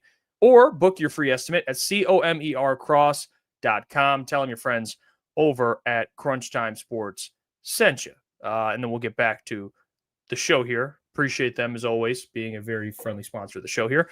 Jalen Hurts scored a touchdown, by the way. I just two touchdowns tonight. And I'll tell you what, I have 3 fantasy leagues. 2 of them I have Jalen Hurts as my quarterback. Oh, so you're absolutely. I know. I should have known the tush push. He was going to points already. What was it? Were they both tush pushes? No, neither one was. He just scrambled. This was just like a 12-yard run. The other one was like a 5 or 6-yard run. Scrambling around. Yeah, we not one tush push. Okay. Just making sure here. All right. And he has 17 points in the first half in fantasy. That's impressive. Good pick in fantasy right there. Love that. We had our draft today, which I think we all have pretty good 10-man. It's a 10-man league. We did our draft with the. What an interesting league that we have too, man. That we've people. Yeah, we have like the Crunch Time boys. We have the Doc, Adam. Easy. Adam is in it. When I saw Adam, I was like, Sean Murphy. We got Adam from the other Adam from Honolulu Blues. So we have a little bit of everyone in there. It's like it's just another. It's a sick league, actually. I kind of mess with the league. Star-studded fantasy league there. All right, by the way, ETN says Cowboys pass rush integrity is ass. It always has been, though. You know what I mean? Like, people would be like, Micah's gone, this defense. Their pass rush, not their pass rush, I'm sorry, their run defense. That's on me. I got excited for a minute. Run defense. Yeah, their run defense. I mean, what are they doing? What's Saquon has 35 rushing yards? Does he? Yeah, he's averaging 4 a carry, almost 4.4. He's just got you know how he goes, man. He'll crack one for 60 yards. He's had a couple carries already where I was like, oh my gosh, dude, yeah, he'll get it. He's sick. He'll get the receiving, Philly receiving. Dallas Goedert 4 catches, 24 yards. Devontae Smith 1 catch, 6, and Kyle Granson, I don't even know who he is, 1 catch, 1 yard. No AJ Brown. That's why I didn't touch AJ Brown in fantasy. I just get so worried about that, man. He's not consistently involved. I don't usually. I got Devontae Smith as my flex. That's a better option. I would wait and take him. I still don't even trust Devontae. The only reason I take Devontae Smith is because it's like the 5th or 6th round, and he's just sitting there, and you need a flex. Yeah, it's a good pick. So, but I don't trust. Yeah, I wouldn't draft him any earlier than I did today. Hey, Klotz just said Dallas offense looks deadly, though. Well, you do realize he's calling plays. Schottenheimer. That's who's calling bullshit. Yeah, and it's crazy. It's like when Jeff and I said they could win 7-8 games, it was like we said, hey, they do have Dak and CD still. And they had George Pickens. I mean, he just had a downfield play where he drew a pass interference at like the 5-yard line. And it was like a deep bomb. Oh. Yeah, I was curious about Pickens. He's another one. Did we say 9 or 10? And he said 7-8? Yeah, because I think we did like the over under. I think that's what we argued about. I think the over under was like 8.5. I think we did 8.5. And we said over. He said under. Micah affects that, but they still might get close without him, man. You want to take it still, Jeff? Just say screw it. I don't know about without Micah. That's tough, man. He's like a top 5 player in the league. You know what I'm saying? That's tough. It's tricky. It's tricky, man. You can have it. Come on, Jeff. It has to be me. We made this deal. It's either we're in on it together or we're out on it together, man. I can't. We got to figure this one out. I'll go 9. I'll give you the minimum. I'll go 9. Well, 8. It's over under 8.5. So we have the over. Yeah. I'll go 9. I ain't going 10. I'll go 9. Yeah, Just that's all we take need. the We don't need the 10. Yeah. By the Just way, go EFOG, little fist bump. Thanks. What's up, EFOG? Shout out EFOG, man. Calvin spoke on Tyleik Williams. This is gonna be this. I cannot wait to see Tyleik out there. That's what I asked the doc yesterday, dude. I was like, I want to know what Tyleik's gonna look like. He's gonna be out there probably first couple of possessions. I want to see him blow up that interior. I want to see him sack Jordan Love tomorrow. And then I also want to see him get Josh Jacobs like a negative 3-yard carry. Yeah, he's an elite run defender. We know that about Tyleik. But here's Calvin speaking about him. I'm expecting to see a violent, physical, big man strike and knock people back. We know his playmaking ability, but I just keep reminding him, D tackles don't necessarily make plays that show up on the stat sheet. And you have to remind him of that because he was a dominant player at Ohio State, and he's used to racking up stats on the stat sheet, just understanding what we need from him. And that's to be who he is within our system and what we're asking him to do. But first and foremost, if you play on our defensive line, we expect you to knock people back violently, be able to sit down against double teams, hold in there thick and firm. And he showed that all camp. I'm very excited for that player and to see him out there in Lambeau. What do you want to see? What do you want to see out of the big fella knocking dudes back? This guy, I love Calvin. This guy Shep could fire anyone up. He could you could ask him about anyone, and he would just give the best speech. One thing what Tyleik's going to bring is he's an elite run defender. I do want to see him in pass rushing situations. I think that's going to be interesting. Just because I want to see he did at Ohio State. He was dominating offensive linemen. But people's biggest criticism of him when he became a Lion is like, he's not really much of a pass rusher, but he is quick on his feet. What do they call him? Like the dancing bear? They called him something like that. He's was that his nickname? The dancing bear? I think that's what they refer. I think Dan Campbell actually might have been Brad Holmes, but they referred to him. He's a big man that's light on his feet. That's what they look at him like. He's a big man light on his feet. And that's why if I had to say what's my confidence level in the run defense, I think they're going to be very good. I think the run defense is going to be very good this week. I think Josh Jacobs is probably going to get 3.5 yards a carry. That's how I see this thing going. I think they're going to struggle to run the football a little bit. Now, he might crack one for 7 yards. It always happens where, Josh will get 1 or 2 or get a touchdown or 2. But I think overall, when the game's done, you're going to be very satisfied with the run defense. And I think a big part of that is not only DJ Reader, but it's going to be Tyleik Williams, man. Yeah. He's going to be an impact player day one in the run game instantly. Because that's something I think for defensive linemen like him, there's always things you look at for like rookies, like, translating to the league. With Tyleik, it's like we know right away that's just in him. Like he just is a great run defender. It's not going to be like a gelling process or, like you just give him a couple games. No, I think day one, dude, he understands it's basically what he did at Ohio State, just better athletes. And he's an elite athlete. It's just going to be, hey, you see the guard and center in front of you? Just cause havoc and tackle the running back. And that's pretty much like second nature to him. So I don't expect the run defense to drop off. I think they're going to be elite. And I think this week you'll see that, especially Tyleik being a big part of it. I do think it's going to be a big, eyes are all on that because obviously Noah Lee McNeil, and especially for first until at least Thanksgiving, it sounds like with Noah Lee McNeil, and that's one of the best run defenses in the NFL. It's eyes are going to be microscope on that interior there with those guys. Roy Lopez, who's going to be coming in, Pat O'Connor, different guys are going to be rotating in to see if this run defense stays at what it is. And especially with Tyleik, where it's going to be DJ Reader and Tyleik Williams in the middle. That is an absolute unit inside. Yeah. And even though he's a rookie, like you said, he should be able to dominate right away in the NFL. He has that Aleem McNeil body style. And Dan said it when they drafted him, was he's Aleem McNeil, but it took Aleem McNeil a few years to get into that shape. He's already in that shape year one. So he's like year 3 Aleem McNeil in year 1. So you're going to expect, in my opinion, right away, week 1, you expect to see something out of him. And I think you will. I don't think they would be talking to him up the way they do in some of the players if he actually hasn't been out there dominating. So I have confidence that he does. I'm excited to see Tyreek. That's the one rookie. I feel like we have an idea of what Isaac Tesla is going to be able to do. Obviously, we want to see it. Same with Tate. Like, we know Tate's an absolute dog. Tyreek's the one where I've said it a million times, that we just have not really heard much out of camp besides things like this.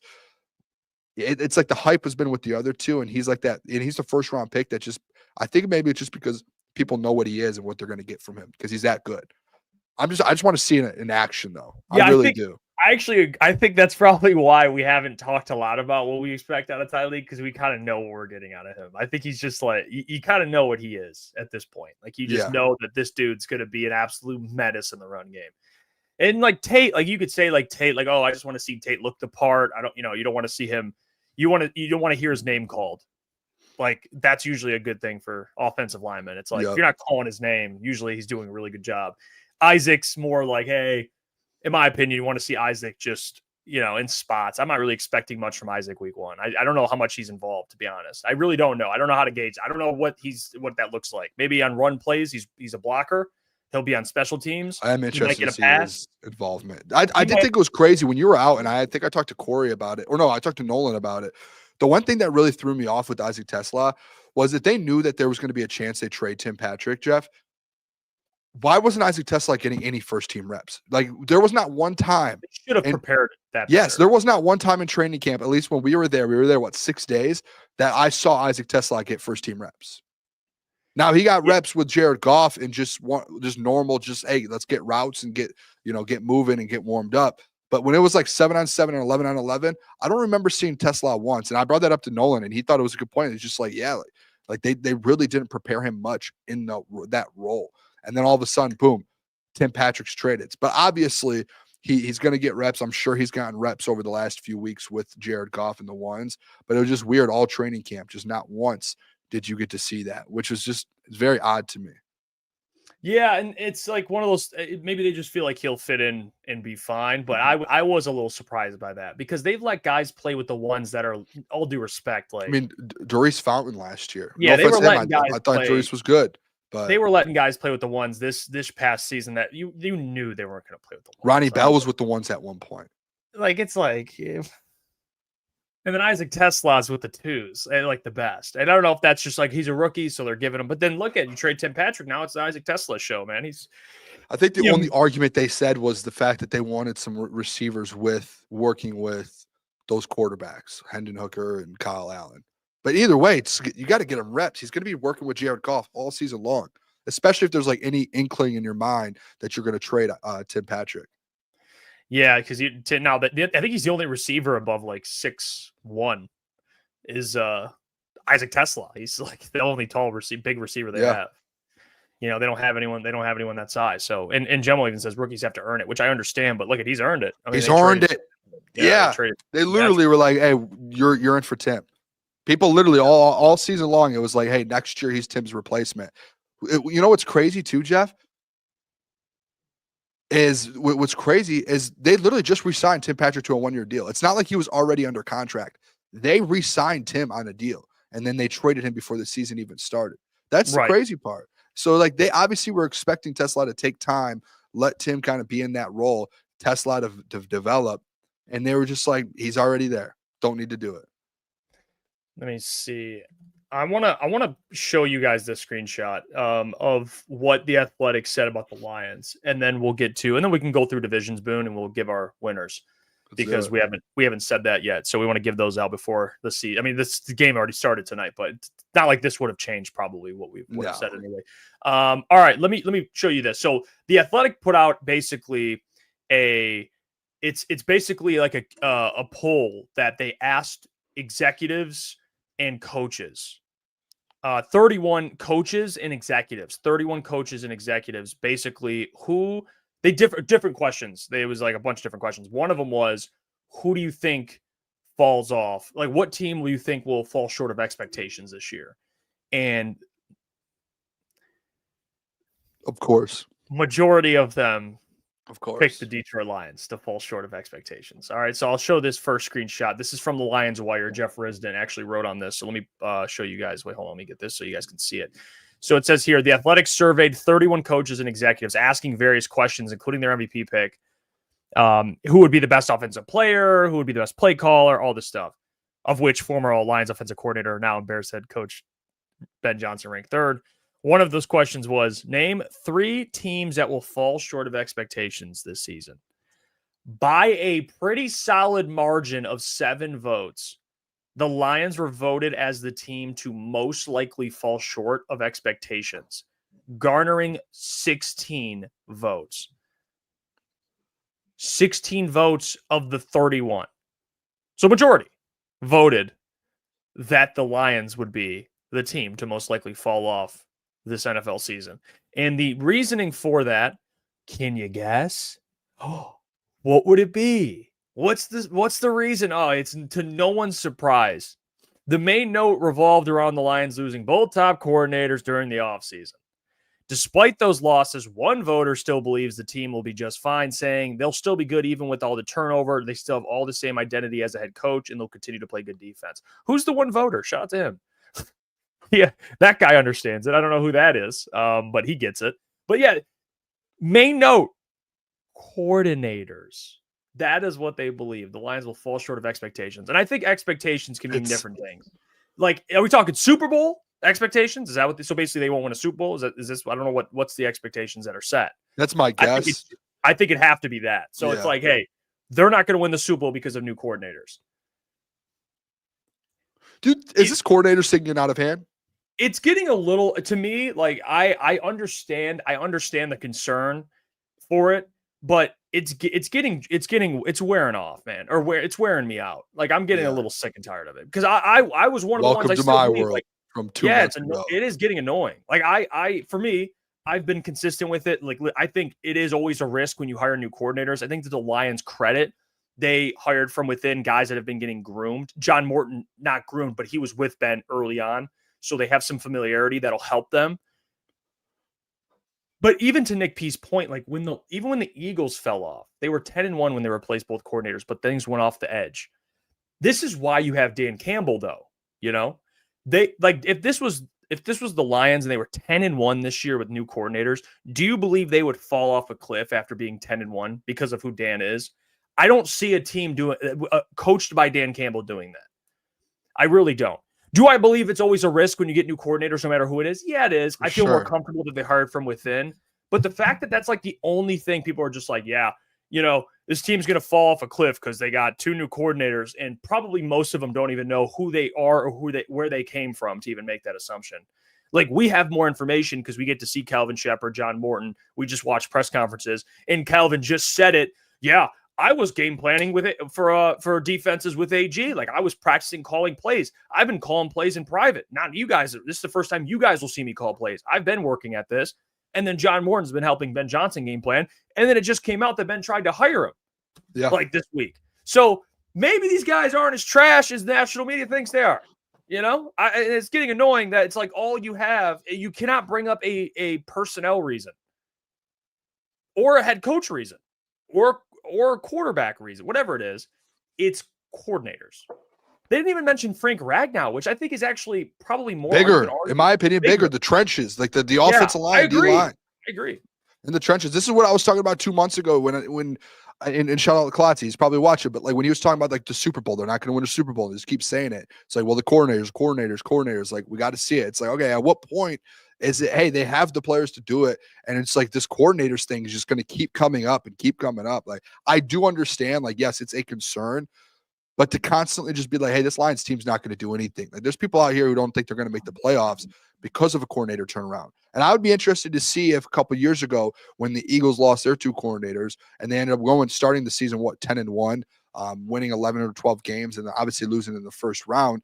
I would love to see that offseason prior what media was saying about that Eagles team. Like, were they genuinely, when they lost their coordinators, were they like, this Eagles team's about to fall off and they're not even going to make the playoffs?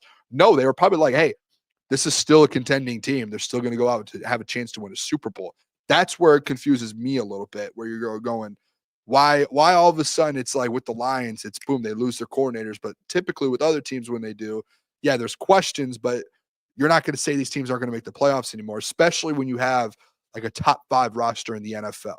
You should know. You should know. But there's It's mind-boggling to me that there's actually people out there that are in national media that truly think that this team's going to miss the playoffs just because of the coordinators.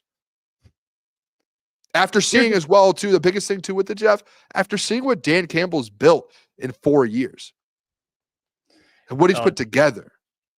Yeah, like look at Danny Dog. I didn't know Peter Schrager literally said the loss of two coordinators is I not love being Schrags, discussed too, enough. man. It's not being discussed enough. That's all that's getting talked all about with the they're Lions. discussing. It's No one's talking about anything else in this team besides the coordinators. That's it. That's all the attention that this Lions team's getting in national media. It's just the coordinators. I don't even know if people in national media know who suits up for the Lions on Sunday. You know what? That's a fair point. I don't know if Peter Schrager has even. He needs. I don't know if Peter Schrager knows Frank Ragnow retired at this point. I love Peter Schrager. He's one of my favorites in the business. One of my favorites. He said it on McAfee today. I didn't even know that. That's bad, man. I hope Foxy right away was like, "What are you talking about, Schrags?" What are you talking? That's all everyone's talking about is our coordinators. That's all they talk about. And jeez, man, people forget like that Eagles team that like fell off after new coordinators. Yeah, their defensive coordinator they hired that season, their DC, was from Chicago. They hired him from Chicago, if I'm not mistaken. I think he was on Chicago's staff, like he was a defensive assistant or something. I don't even think he was an in-house hire. So I don't even know if all those things are apples to apples. Like I think it's very unique, and I think it favors the Lions that they got two guys from within, but more specifically, Kelvin, just speaking on defense, he has been with Aaron Glenn every day, every work day for the past couple of years. Like that's where I think it's just different. So yeah, I don't know what Schrager's smoking by saying that, but I would suggest Schrager just Google Lions coordinators, new coordinators, and you're going to get a lot of media talking about the new coordinators. That's just how it kind of goes here. I have to tell you about another sponsor of our show, our new sponsor, which you guys should be using. It's the football season's here, of course. So if you're already in fantasy leagues, then that is great because Sleeper has the best fantasy leagues. I use Sleeper consistently. It's great. But more than that, Sleeper picks is what you need to be doing. And like tonight, for example, you could have participated and you can participate because I give out my picks for this Sunday, Lions, Packers. It's a real money product that connects friends over picks. All you got to do is choose 2 to 8 of your favorite players, pregame, live, or across different sports. You just pick more or less than the predicted stats. And then on Sleeper, you can get up to 1,000x payouts. You share with your friends and get rewarded together. Sleeper is a fantasy sports plus real money gaming app focused on bringing people together through sports and gaming. And it's become the fastest organically growing fantasy platform in the world, with over 6 million users in 2023 and even more projected into the future. So please give Sleeper a try, whether it's fantasy or Sleeper Picks, which Sleeper Picks is a blast. We're going to be doing it on our watch party shows. And you can use the code CT Sports to get a $100 deposit match up to $100. Link will be in the description. All right, let's get back to the show here because we have more to do. We got to give out our division winners for the Detroit Lions. Let's do it. For the Detroit Lions. For the Detroit Lions. Yeah, well, the Detroit Lions will be a division winner. That is one of them. Surprise. We already did the NFC North, did we not? Yes. Yeah, we did. So they are our division winner. We have to go through the AFC and the NFC and give out our division winners because we did this last year, and I got the Rams and you got the Bucks. That was one of your big ones. Trying to think of any other ones that were pretty good. I think that was probably the two notable. But let's go through it. We'll start in the AFC. Let me hold on. You know what? I'd be remiss if I didn't turn on a little bit of I got to turn on some music here, Boone. I just feel like we need a little bit in the background here. All right, hold on. Let me get this. All right. We'll start. You want to do AFC or NFC first? Where do you want to start? Let's do AFC. All right, AFC. We'll start in the AFC East. This one we can spend all day on. Right? I mean, really? You have the Dolphins, Patriots, and Jets. Oh, we can spend all day on that. Who's going to beat the Bills? Nobody. Well, I don't actually. I have something different to win the AFC East this year. Give me the Buffalo Bills to win the AFC East with Josh Allen. All right. That's just how it's going to go this year. So give me the Buffalo Bills. I don't know what the chat thinks on that, but I'm not saying the Bills are going to miss the playoffs. Yeah, that would have been a bad back-to-back seasons for you if you did that. That was brutal from all of you guys last year. That was one of the worst takes I think I've ever heard in my life, which is fair. We'll move on from it. They looked incredible last year. The Bills are going to win. I have the Pats actually in second in this division, and then Dolphins, Jets. But I think the Pats come in second. I don't we saw the Dolphins in person. I think that Dolphins team's bad. I don't think they have a defense. I don't think that defense. They don't have any corners. Like that's none. That defense is going to get eaten alive in the NFL. Yeah. I know it's weird. Like the Dolphins are a question mark. The Jets, to me, like, did you see? I just saw a report that the Jets want to prioritize the run game. Yeah, with Breece Hall and Fields. It's like, it's your guy. I love it. I love Aaron Glenn. I was never a fan of him taking that job. I just think it's such a tough job to take. It is. But feels like it's career. It's like you're done. I think like offensively, that is going to be brutal. Like I feel, you know who I feel the worst for? Garrett Wilson. I feel so bad for Garrett Wilson. I think he's going to have a fine year because he's like literally the only weapon that they have. Like if Justin Fields is going to throw the ball, it's just going to go to Garrett Wilson every time. I guess that's fair. Like he's going to have 1,000 probably and like 8 or 9 touchdowns, which is a good season. But I feel so bad for him. I really do. All right. We go Bills. All right, moving on. AFC North, you have the Bengals, Browns, Steelers, Ravens. So my number one, I'll do this. I'll go from the 4 to 1, all right? I have the Browns in last. I have the Steelers third. And then I have the Bengals in second and the Ravens winning the AFC North again this year. And I think there's a chance that 3 of those teams make the playoffs. Yeah, that's kind of where I'm at. I have the same thing as you. I just don't. The Ravens are going to be really good this year. And as much as I want to pick the Bengals because I love Joe Burrow, I just think the Bengals defensively, it's going to be pretty similar. Like Trey Hendrickson's there, great, but they have so much work to do. They do. So I think you have to go with the Ravens. I have the same order as you, same exact order. So I think the Browns are going to be so freaking bad. They're going to. I think they might win like 2 or 3 games, to be honest. They're going to. I don't see that. I don't see them going out there and winning 7, 8. Not even close. Yeah, I agree with that. Ravens, even Derrick Henry. Like I was surprised Derrick Henry was kind of falling in like fantasy drafts. Like, how does Saquon go? He's older. I thought I was going to get him almost into like I don't know. Was it the 3rd or the 2nd round or the second round? Late second round. I'm like, what is going on? He gets like 20 points a week too. Yeah, that one was a little. That was weird. He went before me, I think. I couldn't take him, but I wanted to take him as well. All right, so we have the Ravens with the AFC North, Bills with the AFC East. We go to the AFC South, Titans, Colts, Jags, Texans. Here we go again. I have the winner of the AFC South. I have the Houston Texans this year. I don't see a world the Houston Texans don't win this division. Their defense is elite. That offense, they have weapons. I know you have to wait kind of for Joe Mixon to get back, but Nick Chubb's going to be just fine. That offensive line's a little bit more revamped. Obviously, it's not still great, but they still have pieces. And that defense it's one of the best defenses in the NFL, top to bottom. It's the Houston Texans. There's no question.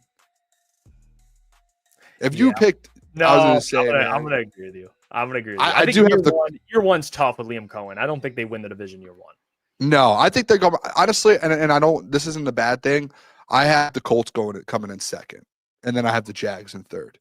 Listen, I like the Jags. I think Trevor Lawrence gets back. I said this my hot take earlier. I think Trevor Lawrence gets back to where he has been in the past. I just don't think the wins come with it. Like they might have like 7 or 8 wins. I think the Colts could get to 8 or 9. With Daniel Jones. I think too with the Colts, they just have a good roster as well. They have a better roster. Like that defense, have you seen this Colts defense? No, they have dudes on defense. And they've added let me pull it up real quick. They added Ward, Travarius Ward. They also added Cam Bynum. They have Kenny Moore, Xavier Howard. Like, dude, they've added pieces. They have Big Grove in the middle, Kwity Paye, DeForest Buckner, Latu. Zaire Franklin, like, dude, they have a good defense. And I don't think people realize how good of a defense the Colts have. And then they added, offensively, like they still have pieces. Jonathan Taylor, Michael Pittman, Josh Downs, The Alec old Pierce. line's always good. Yeah, that old line is stacked. Tyler Warren's in there now. They still have Adonai Mitchell.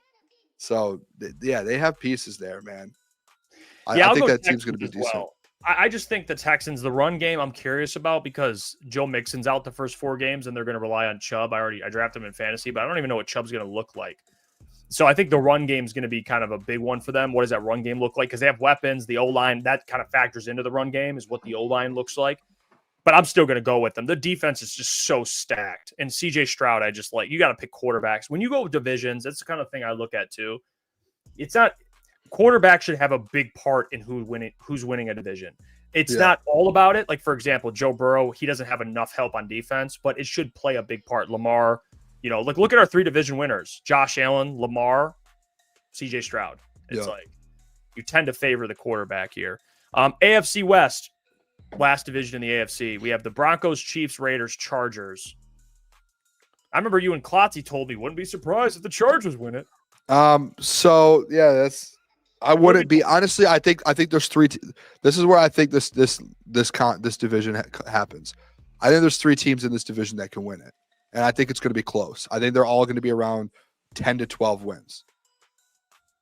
Now, if I had to put my money on a team to come out at the top, I'm doing it with the team that knows how to do it. I'm going with the Kansas City Chiefs again. As you should. And my second place team,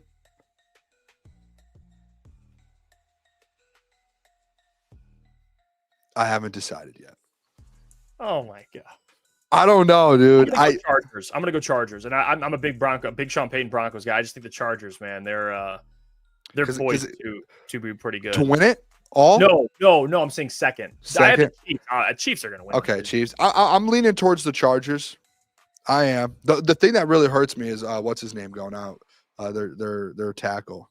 Slater, which is big. Yeah. That's the one that's one that's a little like frustrating. I think the Broncos could be like a win difference. Like I think it could be like a 10. That's what I'm saying. I think thing. 1 to 3 there could be like, you could literally see, like, you know how last year with the NFC North you saw a 15 win, a 14 win, and an 11 win. Yes. I think this year with that team you could see a 13, a 12, an 11, and I think it's like right there, and it's going to come down to it down the stretch for the division. That was what I was saying earlier in the summer. Like, hey, I think the Chargers are going to have a chance to win it. It's going to come down to week 16, 17, 18, and it might come down to the Chiefs-Chargers games. I don't know when they play.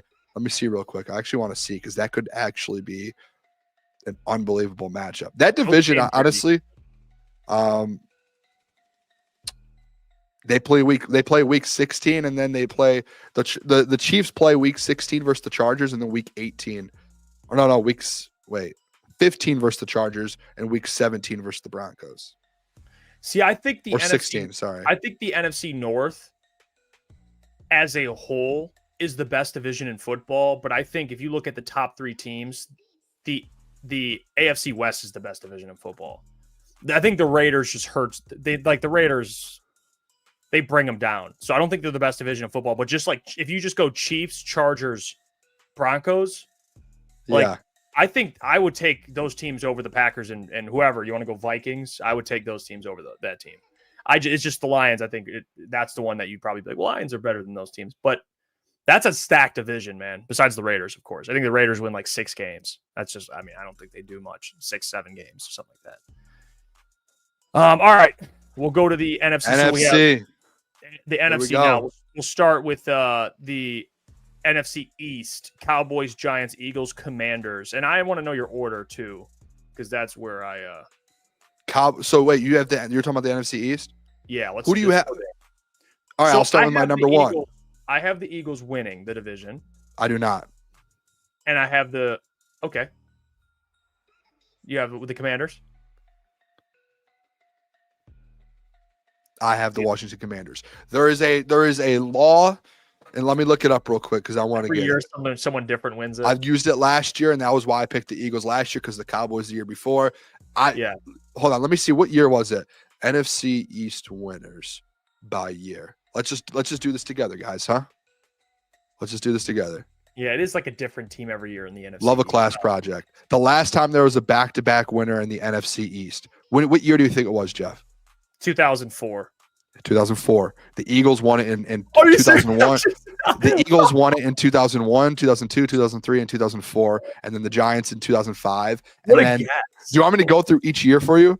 Because it's literally rattle them off. so 2004 Eagles, 5 Giants, then the Eagles in 2006, 2007 Cowboys, 08 Giants, Cowboys, Eagles, Giants, Redskins, Eagles, Cowboys, Redskins, Cowboys. This is crazy. Eagles, Cowboys, Eagles, Washington football team. Shout out. Love the name. Cowboys, Eagles, Cowboys, Eagles. Dude, it literally since 2004, there has not been a back-to-back winner in that division. Imagine that, dude. I think that's one of the most absurd stats in all of sports. That is an insane. All of sports. That is pretty insane. If I'm you, Jeff, like, and No, this isn't even. no. You can't even say like the up-down theory, dude. That's so far off. I can't Since even. Yeah, I can't 2004, say based on the data. That's 'cause the 21 years, dude. Data, yeah, data.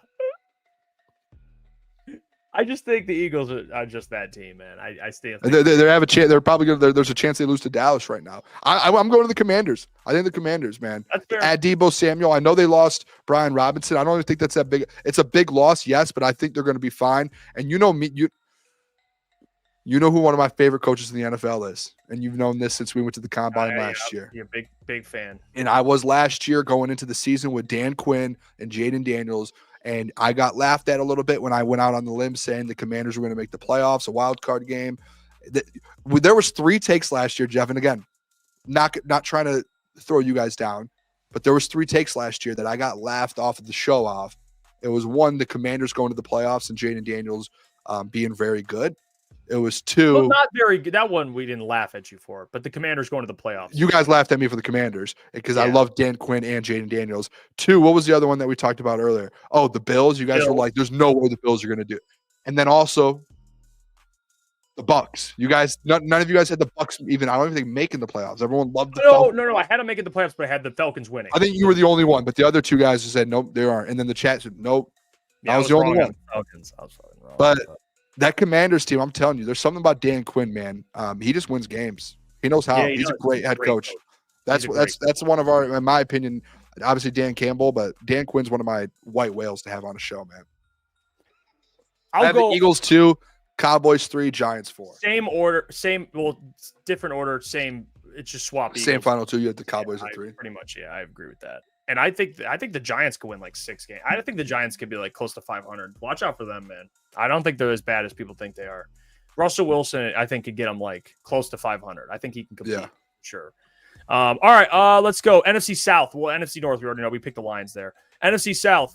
Falcons, Saints, Bucks, Panthers. This is, I think, everyone should have the same. Got to be unanimous. I think it's the Buccaneers, man. Yeah, they are stacked beyond belief. And the thing I'll say with this division is the Saints are going to be the worst. I'm battling between the Falcons and Panthers. I think the Panthers are much improved. I think they're improved. I don't think they get to second, though.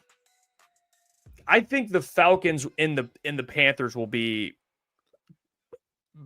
I think 2 wins. Like, I don't think it'll be that massive. I don't.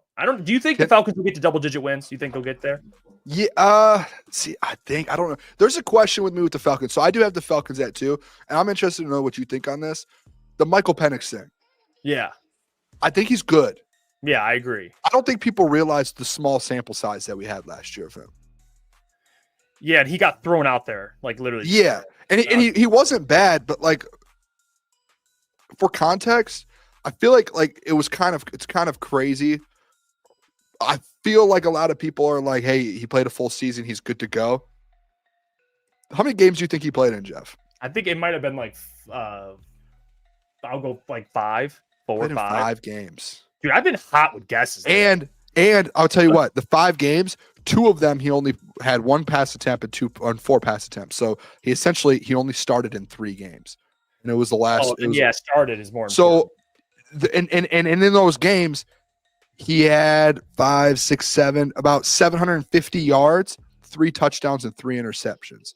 So I still think there's like a little bit of a, hey, I want to see Michael Penix, and at the end of the day, I'm looking at the right season, right? They only won 1 of those games. They were 1 and 2 in those starts. So I want to see more of Michael Penix. I'm not going to sit here like I think they have a great team. Their defense isn't bad. They have weapons offensively. They have an offensive line. I think you just got to see what the quarterback play is and see what happens there with that. So I did have them at 2. I think the Panthers are improved though, Jeff. The NFC West, Rams, Cardinals, 49ers, Seahawks. I like this another good division. I mean, not stacked. You know who I have winning this division. Go ahead. Give me the San Francisco 49ers. Oh, by the way, here come the Pits. Yeah, hey, but you know did you what? see that they've been him and Michael Penix have been hanging out? Michael Penix has been. You know what? That's You know going what to I be part of almost his did today? downfall in Atlanta. You know what I almost did today? I almost drafted him in our league. And it was like the 5th. I think it was like the 14th round, 15th round. And I was like, who's telling me not to take Pitts just for the memes, man? I didn't end up taking him, but watch it. Yeah, why not, man? Every year is Pitts year. Don't forget. But you have the 49ers. I think the 49ers are going to be players in this division. They're back. They're healthy. The thing that worries me is I want to pick the Rams. I'm picking the Rams. But it is scary because he's dealing with that back issue. I don't think the Rams get it done. So I'm going to pick the Rams. I picked them last year. I'm going to stick with them again. I think they're if Matthew's healthy, they're winning this division. I don't know how bad the back injury is. It kind of I think the 49ers, Jeff, I just don't think you understand. Can you share your screen? Can you do like a side-by-side shared screen? Like, what do you mean side by side? I want to see the Rams scheduled compared to the 49ers. No, I can't. Because the Rams have a first place schedule and the 49ers have a fourth place. So the divisions that they play similar, Yeah, because I mean, I can show you. I'll pull up the 49ers and you pull up the Rams. Okay, Let's just do that. I don't know if we can both share, but I can. We'll just rotate. I'll share the Rams first, and then you can share the 49ers. So this is the Rams schedule for the year. So let me zoom in here. Let's just take out obviously the divisional games. That's a tough start. They have Houston, obviously Tennessee, but Philly. They have Houston as well. 49ers do. They have Philly. They don't play Philly. They're at Philly too. Yeah, who else is that? Who's in that division? So let's do it like this. So let's just compare real quick. They play Philly because that's the 1 seed. The 49ers play the Giants. They play Baltimore, correct? You said the Ravens? Yes. The 49ers plays the Browns. They did lose to the Browns. The 49ers play the Lions as the 1 seed in the NFC North, correct? Yeah. The 49ers play the Bears at home. But look at the second half of the schedule. It's not as bad. Jacksonville, New Orleans. They got Seattle, obviously. That's the thing, though. It's like they have the teams like the Lions, the Ravens, the Eagles. 49ers don't have any of those teams. They play literally they play. Listen, dude, can we just go through the schedule? Seattle at Seattle. What do you think? I'll share my screen. I think they can beat Seattle for sure. They will beat Seattle. So at Seattle. So that's 1-0, right? At New Orleans. 2-0. Yeah, they're gonna beat them. Arizona. Yes. At home. All right, 3-0. Jacksonville at home. Shit, this is an easy schedule. 4-0. At Rams. We can give them a loss. We can give them a loss at the Rams. This is actually a cupcake of a schedule. Tampa, do you want to go loss? Yeah, that could be back to back. Atlanta, win at home. Houston, let's say win versus Houston because we just gave them 2 losses versus Tampa and LA. They're going to win a big game, right? Yep, I agree. Do you want to say they split with the Rams? Sure. All right. So at home they beat the Rams. The Cardinals, they beat the Cardinals. Is a cakewalk. Holy shit. So that's 7. Carolina, they beat Carolina. That's 8. They beat Cleveland. That's 9. Tennessee, 10. Indy. They probably win 2 of these last 3. They're at 12 already. I'm pretty sure too. I think this is the easiest schedule in the NFL. I'm pretty sure. I think it's the 32nd most difficult schedule. ETN says they're not going to beat every show. Yes, they will. What are we talking about? This is where I think, do you guys, Jeff, you should know this the most out of anyone because you and Adam used to love Kyle Shanahan or still do. When they're good, they don't lose those games. They win those games by 30. Yeah, they blew the Cardinals out. I think people are prior. the recency bias of last Yeah, season you know is starting what? to leak in a little bit, and they forget what Kyle Shanahan, George Kittle, Brock Purdy, those guys can do. That defense. Oh wait, who's their DC again? Robert Saleh. Yeah, okay. Put your money on the 49ers. You heard it here. Yeah, I can't really argue that. That schedule's cooked, man. It's easy, dude. They have a fourth place schedule, and That schedule. and Yeah, the Rams have a first place. You think it's the 49ers, but you forget they have a fourth place schedule. Like they drafted Micah Walker So do you think they win the division now? or Micah Switching? Williams. Micah Williams? Yeah, it is Micah Williams, not Micah Walker. Yeah, Williams. Um, You're switching. Did I give get me you the there? numbers, yeah. That schedule's so. It's Talk so, to me, ETN. The thing that worries me though is just McCaffrey. That's really it. Yeah, I saw someone in the chat say he's already hurt. I haven't seen. He better that, not but- be. I draft. He But better they do not. have Brian. They do have Brian Robinson Jr. though. So even He if better that not happens, be. Wait, I think hold he's on. gonna. Someone in the checking chat said CMC's already hurt. Don't you guys? You can't play like this when it's fantasy season. Shit. Is he actually? Questionable. Limited that's at fine. Thursday's practice due to a calf injury. Oh, calf. No. My Ah, God. the calf. I was hoping it would just be like Dude. a soreness. A calf injury is brutal. He hasn't played. Like, what do you get? What do you? He's probably just he's going to be. I guarantee you he plays Sunday. Why is my face so shiny? Have you noticed this? Yeah, it's like a guy looks like a Yo, I'm glistening. guy. Wow. I'm listening. It's like like those like the NBA coaches. You know what? That are No. bald. I'm going back to the Rams. Why? What? McCaffrey scares me, bro. I'm scared and I'm mad. I drafted this dude. Glad you man. at least you admit you're scared, man. Not a lot of people would do No. that. I think why did I draft him? I don't know. Why did I do that?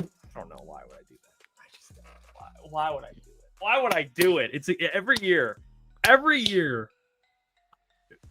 I fall for the McCaffrey, dude. I fall for it every year. He was sitting for me at like 9. I was like, I Yes. gotta take him. Jeff, he's going to play. He He's limited. He's not no practice. He's literally just sitting out just to make sure he's good for Sunday. Would you rather him be just have a little injury and then him practice full practice? No, I wouldn't. I'd rather. It's like with Jaden Reed. Like he's limited, but he's probably playing. Oh, It's like Isaac Tesla. He's limited, but he's probably playing. I just don't even know why. You're gonna be fine. I can't believe you already switched off of them win the division. McCaffrey shook me up so bad. Did I tell you the future that I put in with a free bet for division winners? Yes, you sent that to our group chat, I think, right? Yeah, let me see if thought you did. I did. Hold on now. All right. Oh, now. Xavier, you drafted him. At least we're together, Xavier. So if I'm screwed, you're screwed. That's fair. right. This is not good. This is my big league It's too, Xavier. The Kansas City Chiefs to win the AFC West, Jeff. Like Yeah. that? The Bills yeah. to win the AFC East. The what- Bucks. sorry. The What'd you Bills say? to win. The Bills. Yes. The Bucks to win their division. Love it. The Lions to win the North. Love it. And the 49ers 10 plus wins. Love it. Plus No. 2,400. Love it. No Dominic, but I love it. I really do. That's a great. You said, It's a great parlay. That's a great that's parlay. unbelievable. Plus 2,500, man. Holy Yeah. shit. That's one thing I've never done is futures. I've never done futures. And everyone I know that does futures wins money on them. I have the Tigers future over 83.5 wins right now. And then I also have 85 plus wins. They're so close. I think did they play today? No, they're off today. And you know what? I want this out there just on the record, Jeff, because we did the WJR show. We were at the morning show for Anthony Bellino. What did I do that one morning? What bet did I put in to try and jinx them? You to help bet it? was it the Twins bet? Guardians. The And Guardians. what happened after that? The Guardians started to fall off and the Tigers Yeah. went back up. Yeah. I'm telling you, man. I looked at you and Ryan that morning. It was like 5 a.m. I said, I'm putting this bet in. I will mush the Guardians on my own. Hey, shout out Xavier says I drafted him at 10. Appreciate that. Hey, Xavier, at least we're together, brother. Nick P, Can we- get out of here, man. I don't Oh, I need your guess it's doctor 10 already. diagnosis here, Nick P. I need positivity. All right, get out. I need positivity, Nick P. All right. Should we? Is it too late for us to show our fantasy teams real quick or no? Do it tomorrow. Do it tomorrow. Okay, yeah. By the way, Yeah. we have again. I'll say this again. We have our biggest guest of all time tomorrow at 9 p.m. Oh, 9 p.m. let's go. 9 to 9:30. Booked, ready to go. Caleb Let's will be go. showing up at 9:30 as well. We'll have our NFL pick'em, probably some college football pick'em as well following that. And our Lions score predictions as well at 9:50 tomorrow. So Be there tomorrow. We'll be live 8 p.m. You're not going to want to miss it. You're going to want to see who's there. But until then, you guys have a great rest of your night. Stay safe out there. Watch some football.